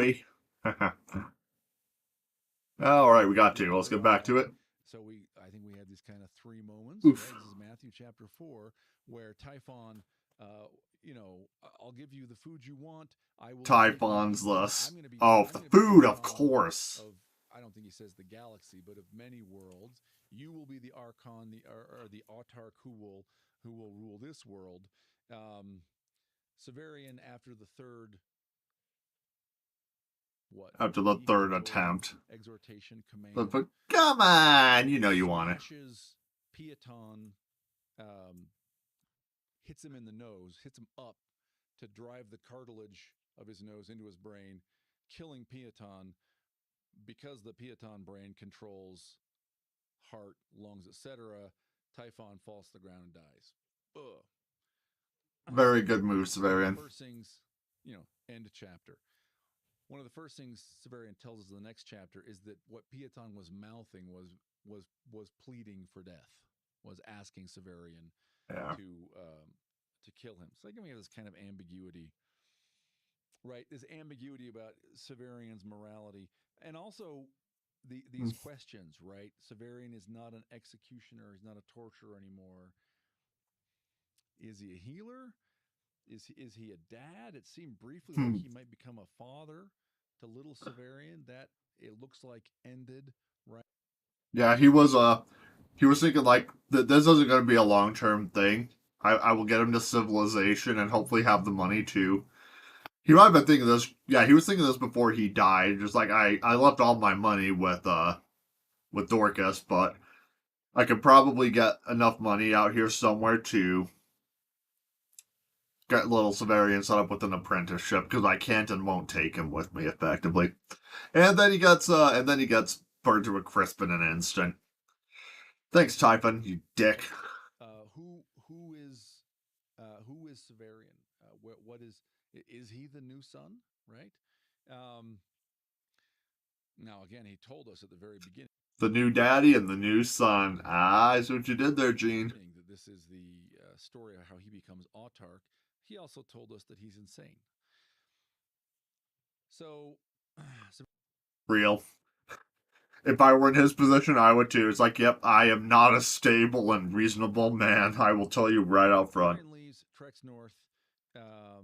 We get a little tiny episode where he finds an empty shepherd's hut, and he's starving. So he eats the cornmeal that's there, and he leaves the shepherd like a silk or a satin cloth that he has. I think it's a cloth he has from when he performed with the play in the House Absolute with Bald Anders and Dr. Talos. But he tries to leave something in exchange, and he comes to a giant mountain lake, which he concludes I is just completely forgot about Lake that. Diaturna. And we've been hearing of Lake Diaturna for two books now. By the way, again, given the geography, I think it's meant to be something like Lake Titicaca. Okay, maybe. Um, Yeah, I looked around on modern maps, and there are other bodies of water it could be. I'm like, okay, looking up north, we'll think about this. So, yeah, there are a lot of options for the lakes and the one of the mountains. things we heard is when Severian, Jolenta, and Dorcas went one way, and Besides, with how much geography changes, it very well could be that this is what Lake Titicaca became after seismic events that happened over tens of thousands, hundreds of thousands, millions of years. Because it's so far in the future that the Earth, the Sol is in its like red dwarf phase, like late life now. It's red, it's weaker, and the Earth has had, plate tectonics are still going. The mountains we know might not even be where they are anymore. They might have collapsed and things might have turned up and down and around. Who knows? Bald Anders and Who knows? Talos went the other at the end of book two. Is that, or not at the end, but late in book two, is that Bald Anders and Talos needed to get back to Lake Diuturna where they had a castle they had built. Seems like we've arrived. There's a village. Severian goes down to the village. He goes to the hetman, the chief of the village, and basically plays the bully and says, Yeah. I am the I'm the Grand Master of the torturers of the House of Penitence and whatever, St. Catherine, yada yada. So he's just like, oh yeah, I'm the Grand Master of the torturers of Nessus. Give me anything I need now. the autarch. Give me food. He demands the best food they can have, and it needs to have vegetables, and it needs to have fine ground bread, and this and that to sort of make them jump too. Um, they go ahead and they produce all this stuff, including they send in a slave girl to for whatever, right? To be his company while he eats. He and it is, it's like there's a We'll see if he waterfall, talks which about is my not favorite exactly what part. he asked for, but it's clearly the best food they have, including a little salad with mushroom bits. And he uses it as a tester. Drink the wine, eat the duck. Okay, fine. I start eating it. And during the conversation, he gets too comfortable and does not have her test the salad. It's the mushrooms in the salad. Yeah, just before this, he's just like, "Oh, you're a servant girl, you're a slave," and that they've had a guy posted in case you don't approve and you give a signal, and I don't appreciate y'all eavesdropping. And then he basically just chases the guy up and is like, I know you're there, beat it. That was probably my favorite So he part. eats the One of my mushrooms. favorites in the They're whole book. hallucinogenic. He starts having hallucinations, Yeah. animal faces. As soon as it starts happening, I'm just like, oh, that's right, the mushrooms. No! Not the shrooms, man. Thinks it's just a couple of the henchmen of the hetman who had big beards, right? But he was hallucinating. They looked like they had beast faces come in and grab him, and capture him. And they say, we're taking you to the castle. That's interesting, right? We heard about a castle in Lake Diuturna. Yeah, of course I didn't remember this.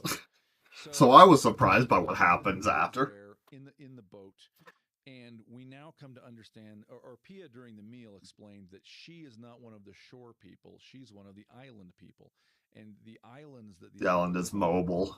move. Okay, Turtle, turtle. Just watch. so Uh, Severian is now in a Reminds me of boat Aladdin and the King of Thieves. being taken to the castle, and several islands, in fact, appear and start following them. Right, and it turns out there is conflict, and we're told, look, it's the people who built the castle. They demand humans. They demand slaves. They used to take them from us shore people, so we went and raided the island people and took their people and delivered them as slaves instead to the castle. Right? That's what the castle is driving this conflict between the shore people and the island people. It seems. So the island people have come to raid the boat. The boat has it ends up. And shout out to the slave girl whose name escapes me because Severian's just like, I'm like he's trying to talk his way out of it because like, hey, I'm still an authority figure. They haven't like broken the myth. You're just like, okay, am I within my rights to request that one of you bring my sword because the lord of the castle is not going to be happy with the fact that you have left me without my effects and stuff like that. So the slave girl brings Terminus Est. I'm just like, good girl, you go, honey. Like a sling or an arbalest, some kind of missile launcher, but they fire pellets.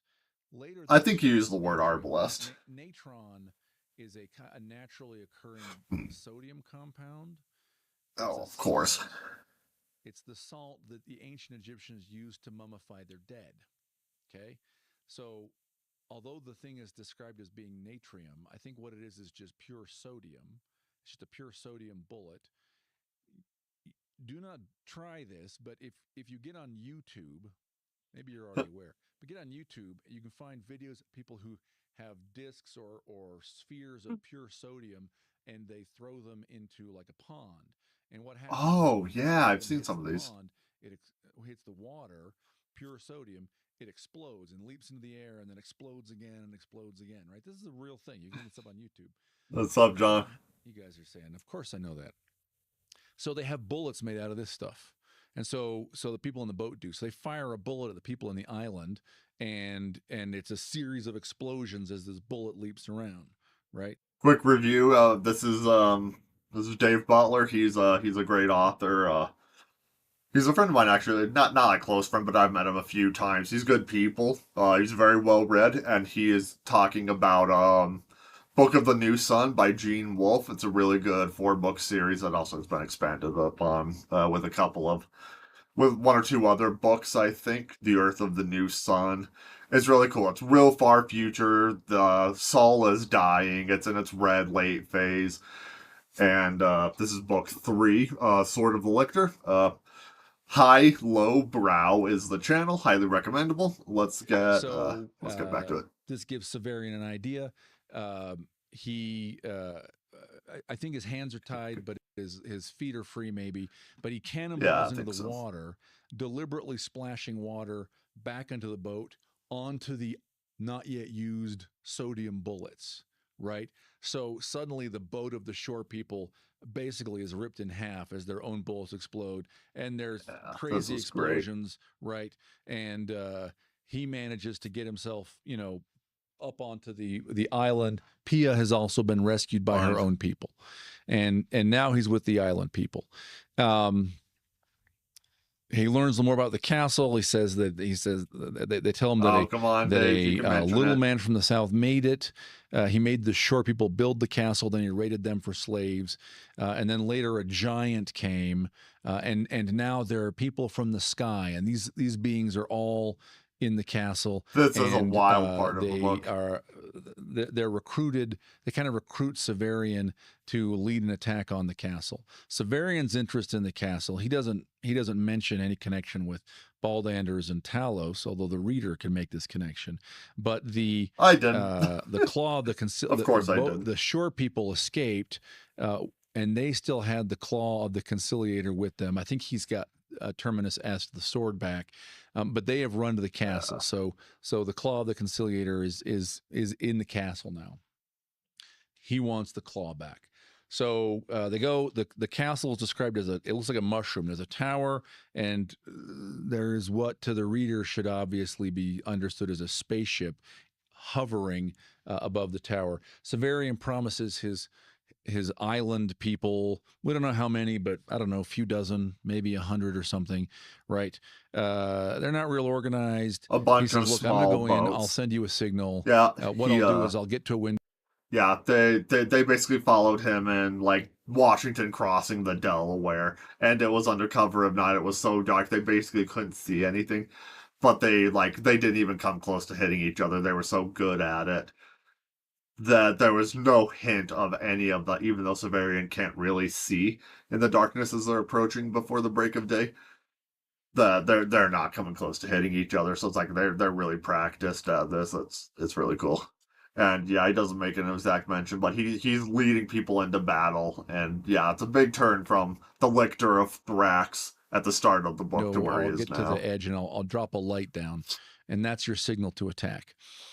And he goes and knocks on the door, opens it up, and he gives them like 3 contingencies. He's like, hey, if I don't make a signal, you'll know the signal, then you can do something at dawn. And if you don't hear from me or see anything by a certain point, you can just carry out your own attack by your own devices. Look for weaknesses. He doesn't open it. The door opens and it's Dr. Talos, right? Again, the reader, if you're paying close attention, oh, these guys again. Surprised. Talos and Baldanders talked about building a castle, and I did not pay attention. Not enough to Uterna. This is who it is. In addition, within the tower, within the castle, are 3 cacogens. You'll recall this means aliens. And they have human masks, but their eyes are all wrong. So it's obvious that they're cacogens. They also have weird names, which is to say the names are not the names of Catholic saints. Okay? Osipago and Barbatus and Famulimus are the names of these 3 cacogens. And at one point, by the way, I love this part. The interior of the castle is like a mad scientist laboratory, and there are human beings there. There's one that's described where it's a woman. She's clearly alive, but she's opened, and her organs are pulled out, and they're still attached to her. and some parts of them seem to be beginning to rot, but they're still performing their function, and she is still alive, right? So whatever is going on in this castle, it is That's some Drakari shit. That is wild. mad scientist, it is laboratory, it is experimenting on living human beings. This is what they wanted slaves from the shore people or the island people for, apparently, is this kind of experimentation. At one point in the conversation, one of the Kakajans strips off his mask, is talking to Severian. Beneath it, it's another human face, but a person in just advanced leprosy. Like the face is just, it says it's a sheet of decay, I think is the phrase, and then peels that off, and it's astonishingly beautiful. And the Kakajan assures Severian that the astonishingly beautiful is the real face. They also say that they are the Kakajans are benevolently disposed toward human beings. They are guiding the human race. There's conversation back and forth around Baldanders and Talos, and we man, when we first met them, it seemed like Talos was the master and Baldanders was the servant. Yeah, and when departing in book 2, he's not my master, I am his master, Baldander says, and Tess is like, right, well, off we go. Then it seemed that then Baldander said clearly, I am the master and Talos is the servant. And now in this conversation, we learned that Baldander's in fact created Talos. In fact, Baldander says he is a homunculus. I made him. Ding, ding, ding, ding. If you watch Full Metal Alchemist, you know what that is. And which is interesting because all of this whole scene really calls in the imagery of, just like the story of Frankenstein. Just like Jonas. Okay. Some of it kind of inverted and turned on its head. Yeah, kind this part was wild. Severian's story is the story of Jesus, but a lot of stuff is inverted and turned on its head. So Baldanders, it seems, is a scientist, and he experimented on himself, and he did so with information given to him by the Kakajans, and he's making himself get bigger. He was once an ordinary sized man. In fact, he tells Severian the story you heard about a small man built the castle and then a giant came. He said, I was the small man, actually, right? So built the castle, started experimenting on himself, growing all his organs. He says, Baldander says, especially the brain. The brain is the important part. But the growth has a problem. The growth is out of control. The growth of the brain also seems to alienate Baldanders from the human race.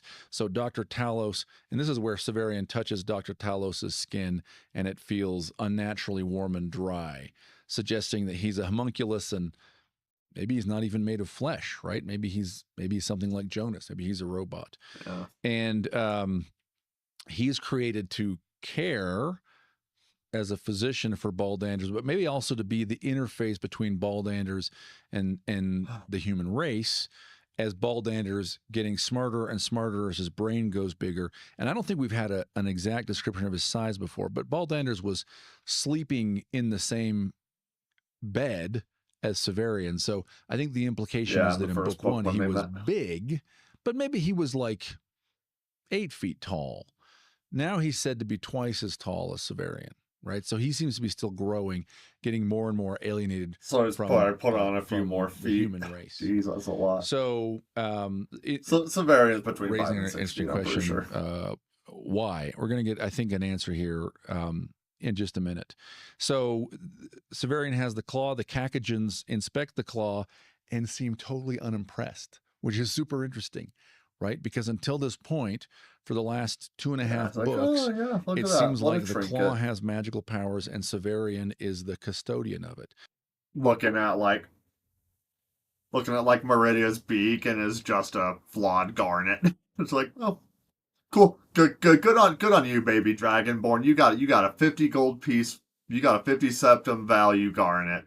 When you have flawless diamonds and sapphires and like 173,000 septums in your wallet. Severian can use the claw's magical powers to heal, which maybe means moving things through time, right? And maybe it was the claw that attracted the Vivimancer Apu Punchao. But the Kakajans, who are clearly scientifically way more advanced than humanity is at this point. Although, again, the story is that once humanity also sailed the stars. Not impressed by the claw. They call Severian liege. They call him their liege. And they insist when he asks that they are being sincere, that that's not some kind of a joke or a parody. But they also tell him that he has failed their test. Something about his interaction with them here and to this point, and we don't Almost know what done. it is.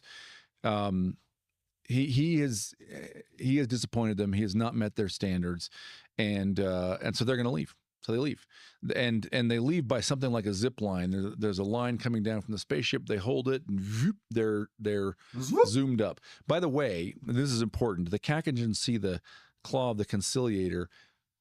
Baldanders has it. Right, it is in Baldander's possession. Severian asks for it back, and Baldanders won't give it. And the Cacogans basically say, dialogue's a little longer than this. They basically say, well, I mean, you found it, and you say that made it yours. Well, Baldanders found it, and so doesn't that make it his? Who are we to judge between you? They refuse to mediate, and then they leave. Severian and Baldanders talk. Baldanders is upset. He's bitter. And this is where we start to get a sense of like, who is this guy? Why is he growing? Why did he do that to himself? Why are the aliens interested in him? We don't get, it's not spelled out for us, but what we learn is that Baldanders is bitter and upset.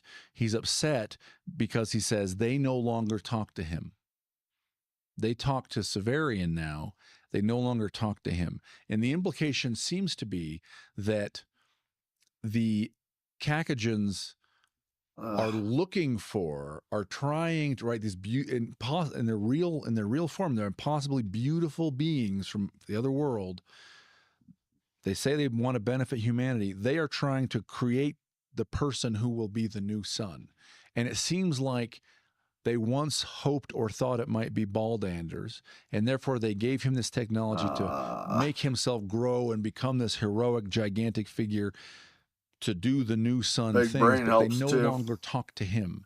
Now they just talk to Severian. Severian is now their candidate. Baldanders is bitter. They had this conversation. They walk up onto the battlements. Again, I either don't remember or didn't catch this. And Baldanders, in rage, throws the claw of the Conciliator, glowing, off of the battlements down to the shore, the rocky shore of the lake. This enrages Severian, who attacks. They get in a fight. Severian concludes, aha, I have wondered what was the purpose of my giant oversized sword. Now I see that it was all along destined to fight this giant oversized man.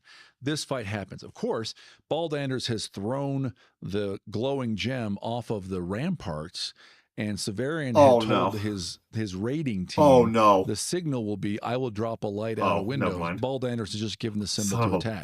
So Severian's men come rushing in the door. I'm a little bit tired right now. Sorry, there is a battle. Talos first tries to save Baldanders, but Severian, he draws a sword cane. Severian basically shatters it in one blow and knocks Talos down. Not clear whether Talos is living or dead. Severian follows Baldanders down into the castle. There's a chamber. It's full of mists that shape themselves into images that interact.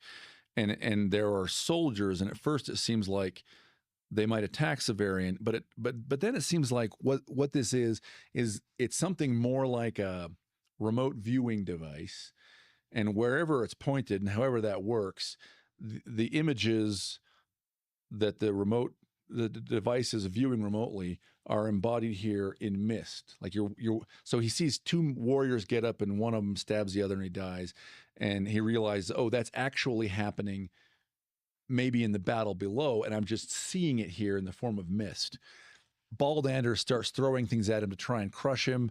Severian stumbles across the controls and he cranks them, flooding the room with mist. Baldanders starts ripping bricks out of the wall and hurling them until there's a hole in the wall. And then it's like whole chunks of stone wall that he grabs. And then he goes climbing out. And then starts bringing the wall down they're all to open to the outside. Mutilated, limbs missing, extra limbs attached, whatever, grotesquely mutilated humans Test are defending the subjects. castle, right? So it seems like after The experimenting prisoners on these break people, out. somehow Baldanders has enslaved them. They're now trying to fight off the islanders. Severian rallies his people. They defeat they defeat the defenders, the mutilated former experimentation subjects, and then they happen to look up just in time to see Baldanders. It says he looks like an angel, and coming down, he's got a belt of bulky rectangular crystals on it that seems to be a flying device, and he's got a mace which is singing, and I comes flying remember down that. to attack Severian. They have a fight.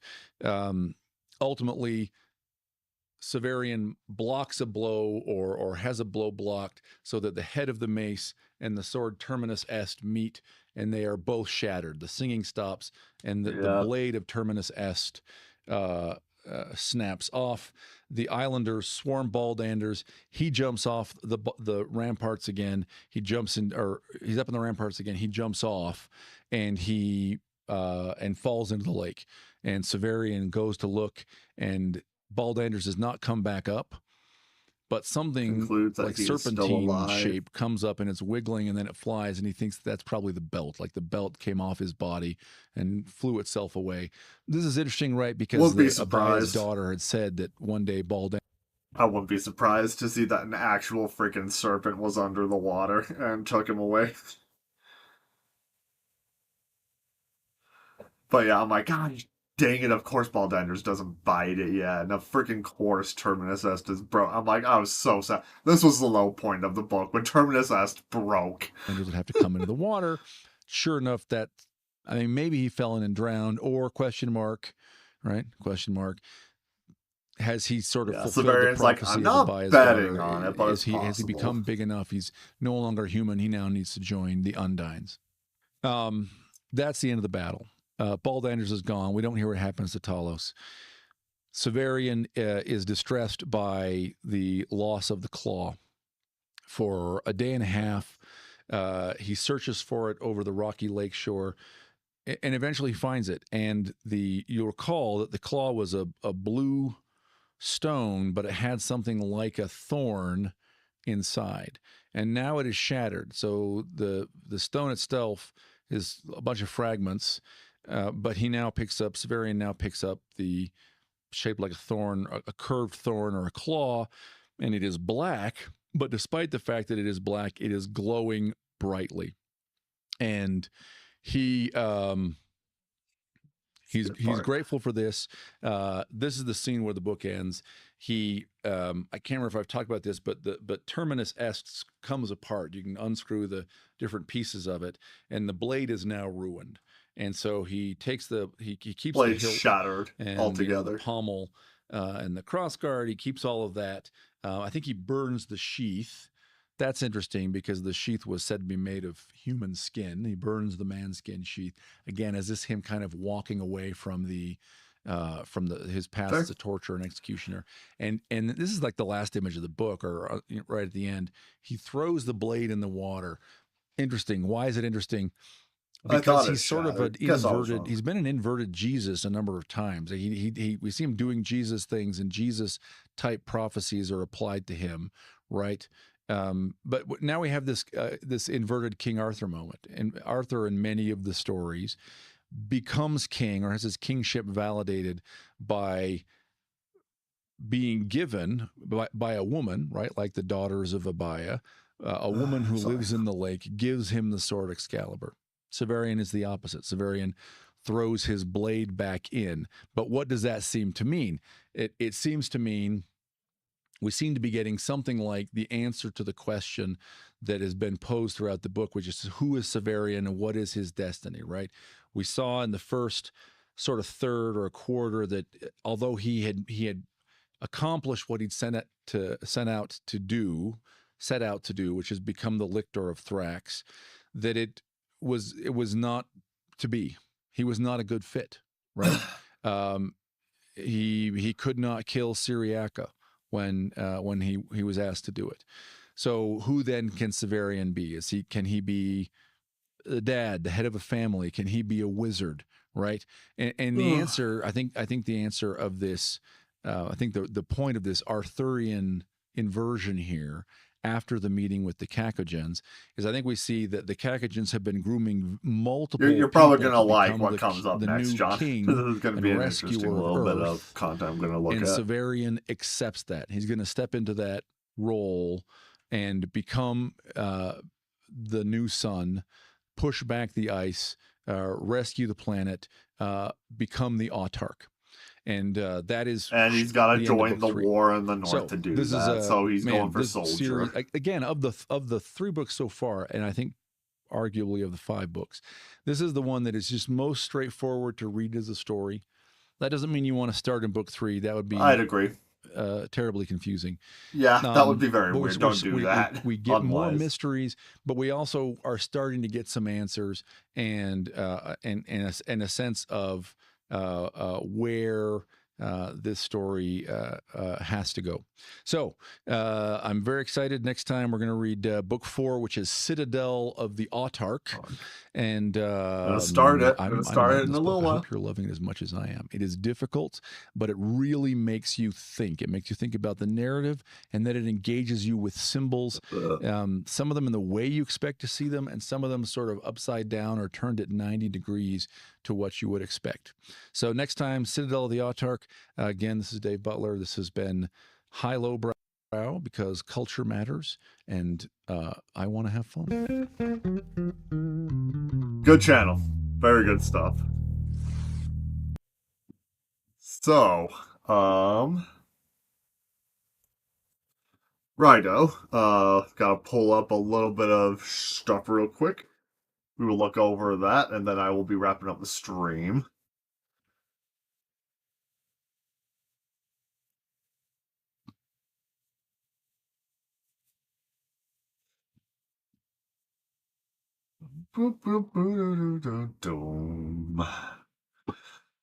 All right, dude.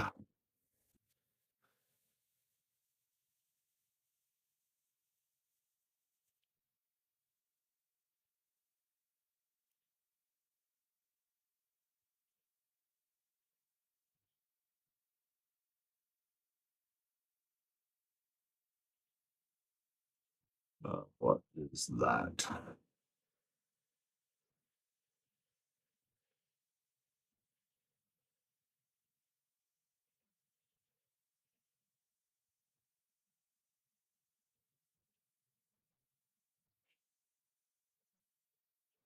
Dude, this woman is mental. He had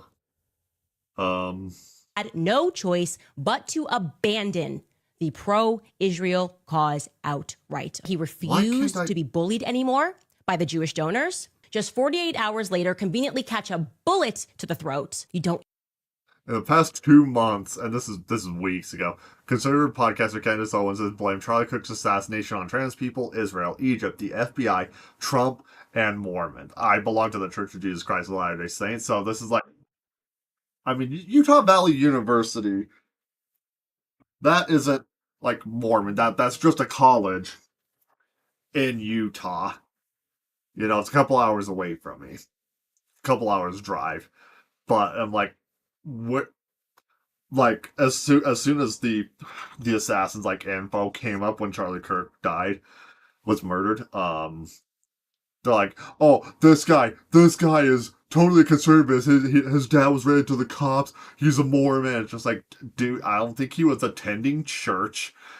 And being in Utah doesn't mean it's a Mormon Mafia thing. And she actually talks about the Mormon Mafia as a meme of our own making. There is no Mormon Mafia. There never has been. Closest thing to a Mormon Mafia that's ever existed was probably Porter Rockwell. You don't instantly get approved for an event at Turning Point USA.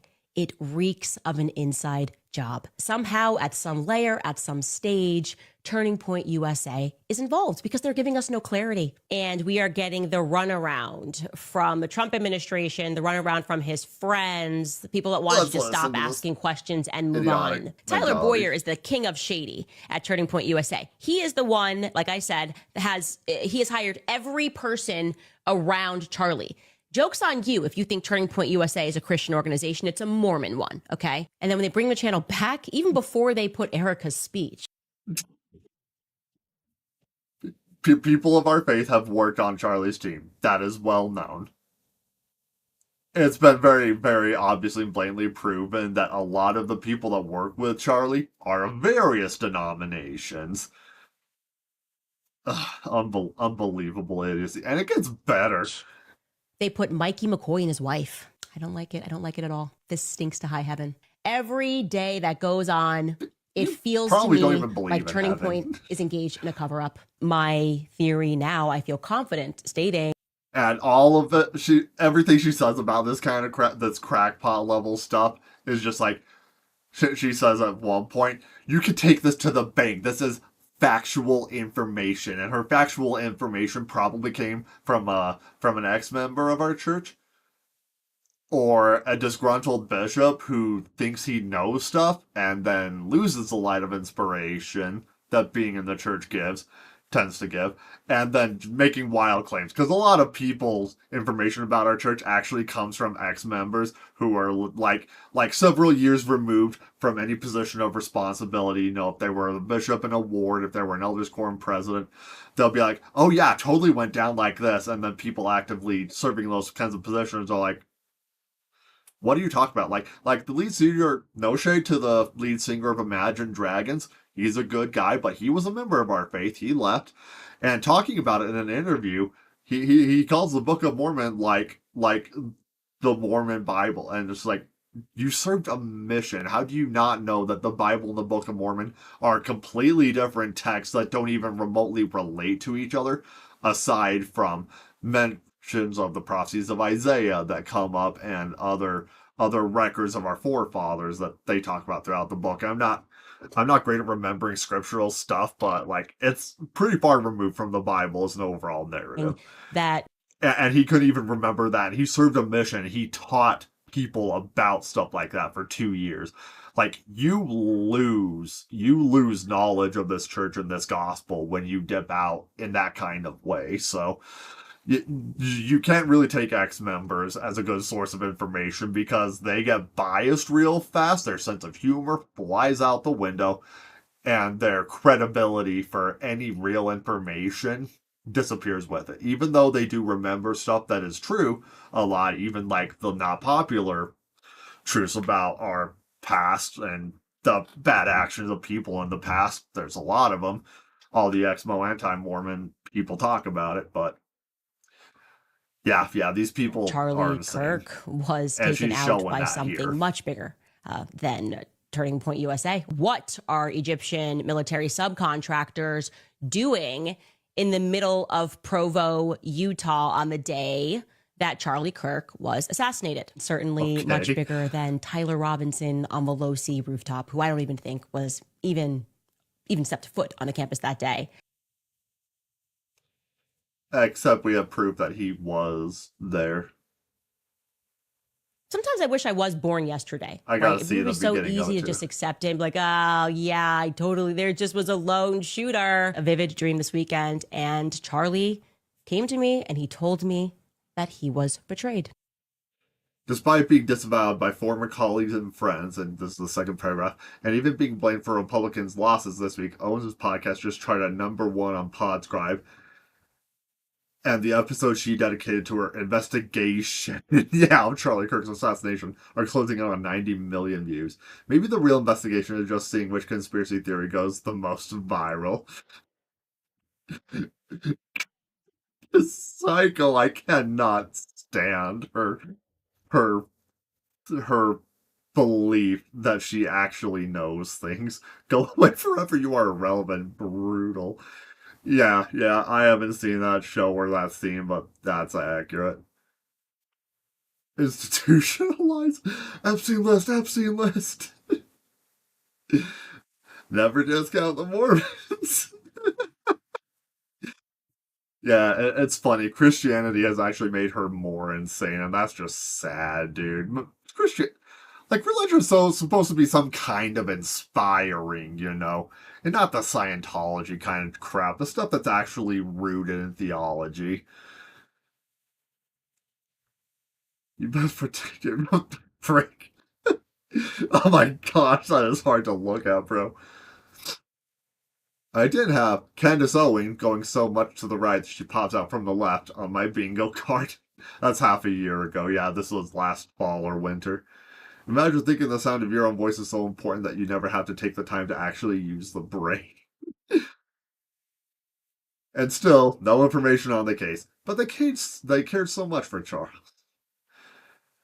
Yeah, he was betrayed, but everyone absolutely mourns his loss. Inside TP USA. Yeah, these people absolutely roasting her are fantastic. I don't know why she even has a mic. She's a shock jock conspiracy theorist and contrarian. That's it. I don't get the Star Wars. Oh, is that when Charlie's Force Ghost? Seems a little crazy. Oh my goodness. Yeah. I got one other Candace centric piece of content here that need to figure out a way to block that. Let's do the audio from the Jimmy Dore show. Who Pierre is. Why did Justin Strife say that? I now have verifiable proof in 6.5 minutes. Let's go. Justin Strife and you lied to me. You know exactly who Pierre is. Why did Justin Strife say that he had never heard of Pierre? It's crazy. Justin, why would you do that? Justin, you know him. You've met with him. You've personally met with Pierre. Erica, you've met with him in the wake of Charlie's death. I have, again, verifiable proof. So you can call your lawyers. You can spend another $1 billion on PR if you want to. Tell your lawyer to call my lawyer. I mean, you guys certainly have the money to do all of these things. It's not going to wipe away the truth. Candace did a very powerful show yesterday, and she's must viewing for me. So I just want to play this for you, and I'll stop it and we'll a couple times, and we'll talk about it. Here we go. Enough of speculation. Let's hear the facts. I now have verifiable proof in writing that Justin Strife and you lied to me. You know exactly who Pierre is. Why did Justin Strife say that he had never heard of Pierre? It's crazy. Justin, why would you do that? Justin, you know him. You've met with him. You've personally met with Pierre. Erica, you've met with him in the wake of Charlie's death. I have, again, verifiable proof. So you can call your lawyers. You can spend another $1 billion on PR if you want to. Tell your lawyer to call my lawyer. I mean, you guys certainly have the money to do all of these things. It's not going to wipe away the truth. Okay. Now, I just wanted to run this past you before I keep playing this. Now, the Pierre they're talking about, was this the Pierre that Tyler Boland was the first phone call he made when he found out that Charlie had been shot? He called this guy Pierre. That's the Pierre we're talking about? I don't want to speak without knowing, so I don't know. The Pierre she's talking about is a guy named Pierre Falcone. I don't know who that first call was to. Okay, all right. That's my speculation, that it was to this guy Pierre, a potential donor. That's the first guy he called. Okay, here she goes on. The truth is that there was a deal on the table with Pierre, who, yes, is from France, born in France. And that deal was worth billions, not millions, billions, plural, billions of dollars. I'm just waiting for her to make a connection to French Mormons or connecting, like, I don't know, there's a temple here in Paris or something. Just like after Charlie was shot, again, I have temples proof. all over the world, Pierre bro. had a phone call with Justin Strife. He also had a phone call with Mr. Don Origo of Turning Point USA down in Tampa. And you know what's really odd? Somehow this French man, Pierre, he knew that Charlie was dead before the rest of the world did. How did he know that? How did he know before I knew? Especially because he wasn't yet a donor to Turning Point USA. Why was he given so much priority? Frenchman. I'm interested. I know that after Charlie died, that deal went through. Yeah. I mean, if I'm lying, this would definitely fall within the category of defamation. So, yeah, I'm all in on this one. I'm guessing, by the way, regarding this, Pierre, this might be the reason that the White House never got back to me regarding the French Foreign Legion being involved with Charlie's assassination. Because, I don't know, there could be a French angle here. Could this be a motive? Could billions of dollars be a motive? I mean, I'll just ask them immediate questions. My question would be, why would a devout Catholic Frenchman be looking to give billions of dollars to an... No. I now have verifiable proof. I don't want to... On Origo of Turning Point USA down in Tampa. And you know what's really odd? Somehow this Frenchman, Pierre, he knew... Frenchman. I'm interested. I know that after Charlie died, that deal went through. Yeah. Oh, so this guy actually, the Jimmy Dore guy actually believes her. I'm all in on this one. I'm guessing, by the way, regarding this, Pierre, this might be the reason that the White House never got back to me regarding the French Foreign Legion being involved with Charlie's assassination. Because, I don't know, there could be a French angle here. Could this be a motive? Could billions of dollars be a motive? I mean, I'll just ask some immediate questions. France of all things? Would be, really? Why would a devout Catholic Frenchman be looking to give billions? Why would a devout French Catholic kill Charlie Kirk when, honestly, Israel's more likely, or most likely of all, a bigoted Pop-Tart in Utah took a gun to try and shut up a guy he disagreed with Billions politically. of dollars to an evangelical organization. Is that not weird? Subjectively weird? Gosh, that's a pretty big investment. Just really care about. This time it would be Egypt rather than Angola, all working together. There's Maybe Egypt. they were getting busy. Oh my God. A little joke about the Egyptian planes. What? Nothing to see here. This is my theory. There's a lot to see here. Because you were lying to cover Bibi Netanyahu's tracks. That's very strange. You were there when Bibi Netanyahu called. Andrew told. So let me stop it there before we get into the Bibi Netanyahu part of this. Tell me what you know about Pierre Falcone and what you think this means as far as this whole scenario. Well, so she didn't mention something last night that she had mentioned before, which was there was this pitch, I think, to get some of the TPUSA officials involved in some real estate deals. And that's sort of always been in the back of my head as I've been investigating this, thinking, what is the real estate angle? What is the hook on the real estate angle? And Pierre Falcone, I think his name of his company is the Pearson Capital Group or something like that. Pierre Falcone does a lot of real estate deals. That's where he makes the bulk of his money. And so now it's starting to fall together. You've got this Pierre, because remember, initially she said somebody inside TPUSA told them, hey, there's somebody named Pierre, and it's a big deal. And Charlie wasn't keen on it, and everybody else. Yeah, it was unbelievably powerful. Come see me on tour. I'll be in Lansing, Milwaukee. Okay, so that clip was kind of a nothing burger. That was kind of just stupid and imbecilic. And Candace didn't really say anything of sense, of course, but she didn't say anything about Utah on that one either. What's this? Nice. Oh, the SRL rank. Hot. Oh, I love it.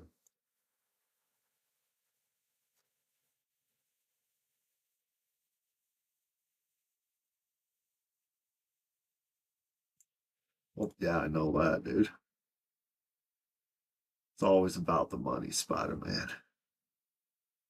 Crimson MF Desert. Yeah, I still have to play that. I actually got the case right back here, I think.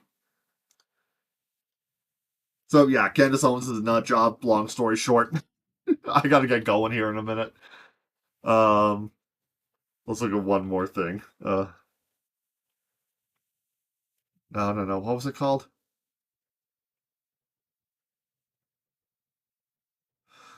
This is from a channel called All Those in Favor. They are this broader. Kate and Baylor are their names. They are Latter-day Saints like me. Let's get this popping off. Let's go around Candace, not 20 cream minutes. of the pie. We gotta go back a bit. This is rich. Wait, hold on. Wait, did you see that? What does that say up there? Trinity University. Oh, it's the Christians. The Trinity.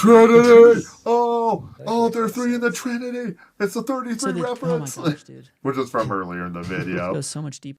She thinks that like the identifying numbers of like a chapter of something in southern Utah is like Lodge 33, and it's like this beehive reference thing, and the beehive is the state symbol of Utah because of, you know, industry and togetherness, working towards a common goal. And she just makes this weird 33 thing. So I just like I put her name up on screen, and then I turned the E in Candace and Owens around. 33 is in her name. It's like that's the kind of logic she goes on. BYU, the Jerusalem Center, this person told me, is where the elite of the Mormon culture, the cream of the pie, They get introduced to one another. It's where the elite Mormon youth. Stop. Just stop it right here. It's cream of the crop, Candace, not cream Yeah. of the pie. What?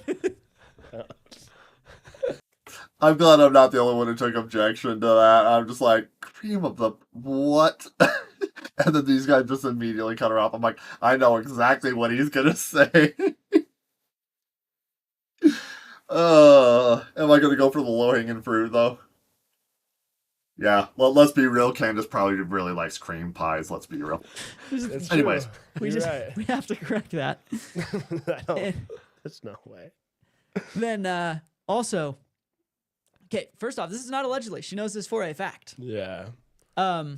She's Can you lived guess? out I a looked few it up. Can you times. guess the GPA? Like the minimum GPA to get into BYU Jerusalem?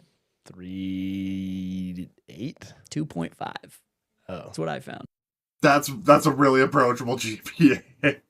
Dude, I don't know if BYU and Provo, Utah is has that good of a GPA requirement, because like I could actually reach that. BYU is not the easiest school to get into though, but it's a great university. It is really good. Say what you will about the church. I know people don't like us. I kind of get it. It would look weird if I came in from the outside too.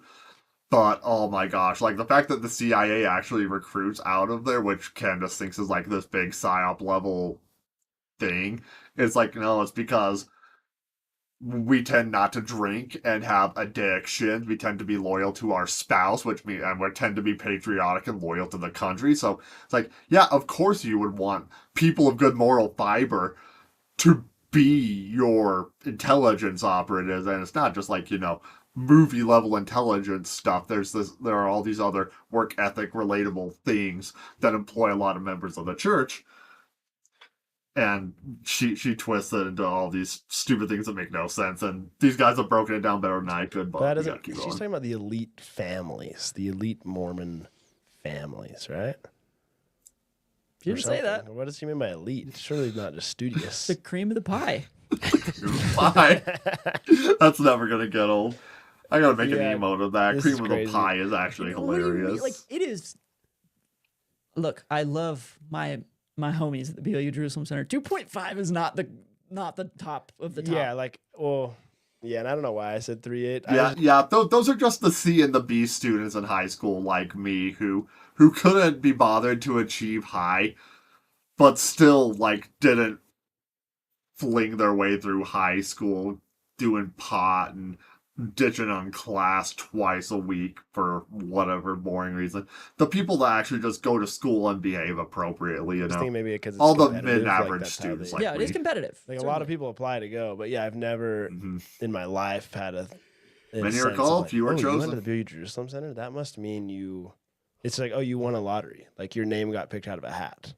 There is no sense of. There's no. It's not that hierarchy for the people restricted. that go to It's Jerusalem. not Someone's ever that been like, hard. oh yeah, when I was there, like you wouldn't believe it. The Romneys were there, and the Marriotts, and like no, it's just People like, think it's like Epstein level connections and stuff like that. Like if you looked not that hard, you would see all these connections that make you wonder and think it's like, dude, none of that happens. Dude. It's just people doing their business. That's it. some bros. And there's so many accounts of people who've actually been Reduced there. to Unlike also the Candace's message, source. Okay, Hollywood. I feel like Candace Owens gets her data from shady envelopes and truck stop bathrooms with phone numbers. Call this for a good time, and just like, oh, the Mormons, culture, man. political culture, and where many of them are then approached in Jerusalem, Israel, by their teachers, who I should mention, the director of the program is Israeli. Okay, hold on. Just stop it right there. I looked it up. I'm I pretty remember sure this. the director of the program is Eric Huntsman, It sounds pretty Israeli. who's a to white me, guy man. from Utah, not Israeli. Yeah, there are a couple buildings named after Yeah, Huntsman. The faculty are all Salt just Lake, I BYU think. guys who go out there for a little bit and teach, from my understanding. Yeah, I don't think there are Huntsman, any very Israeli Israeli. Mhm. professors that are like tenured Well- actual employees, to my knowledge. I think it depends on what you mean by Israeli. Because, Of course. there are professors. I mean, Who did we meet when we went to the BYU Jerusalem Center? We met 2 guys. White guy number 1, white guy number 2. No, one Both of them from wasn't Utah. white. I feel like defining this is really hard. I'm just saying it's not a bad thing. Like if there are staff that are either Jewish Israeli, Yeah, I need to be or taken off Palestinian real soon. Israeli in the BYU faculty, that's not a bad thing. That's actually like probably Yeah, means that's just public they relations, have some dude. That's qualifications to just being teach involved on- with the people the country you're in. Of course, there are going to be Jews in Israel. The fact that we even have the Jerusalem Center attached to BYU in Israel right now is the wild. geopolitics of the region. Wild, moving mountains as far as logistically, geopolitically. That's just how good of a church we are. That's how great our public relations are across the world, man. We're booming in Africa. Of all the crap things that are happening in Africa at any given point, we actually have a boom of Christians, especially those coming into our church. I can't speak for others, but we have a solid growth of like 40,000 people in the last year. I think it was something like that. Because like every BYU Jerusalem student studies either Arabic or Hebrew, and they get taught the history of the region from the perspectives of all the different peoples. Wow. Imagine that. Imagine actually taking on the language. There aren't people doing that in America anymore, it seems like. Not that often. Who That's a different video, Are- different topic for another time. in that region, and they come home from Jerusalem with like very diverse conclusions. That's all I'm gonna say. And then Ward Radio puts out a video. Feminism didn't work. Let's face it and move on. Oh man, I am so reacting to that next. Okay, this is where I have to end it, everyone. Thanks for coming along. Thanks, John, for watching. Appreciate you, man. That was fun. That was fun. It was a little weird, but it was definitely fun. I will see you guys in the next one.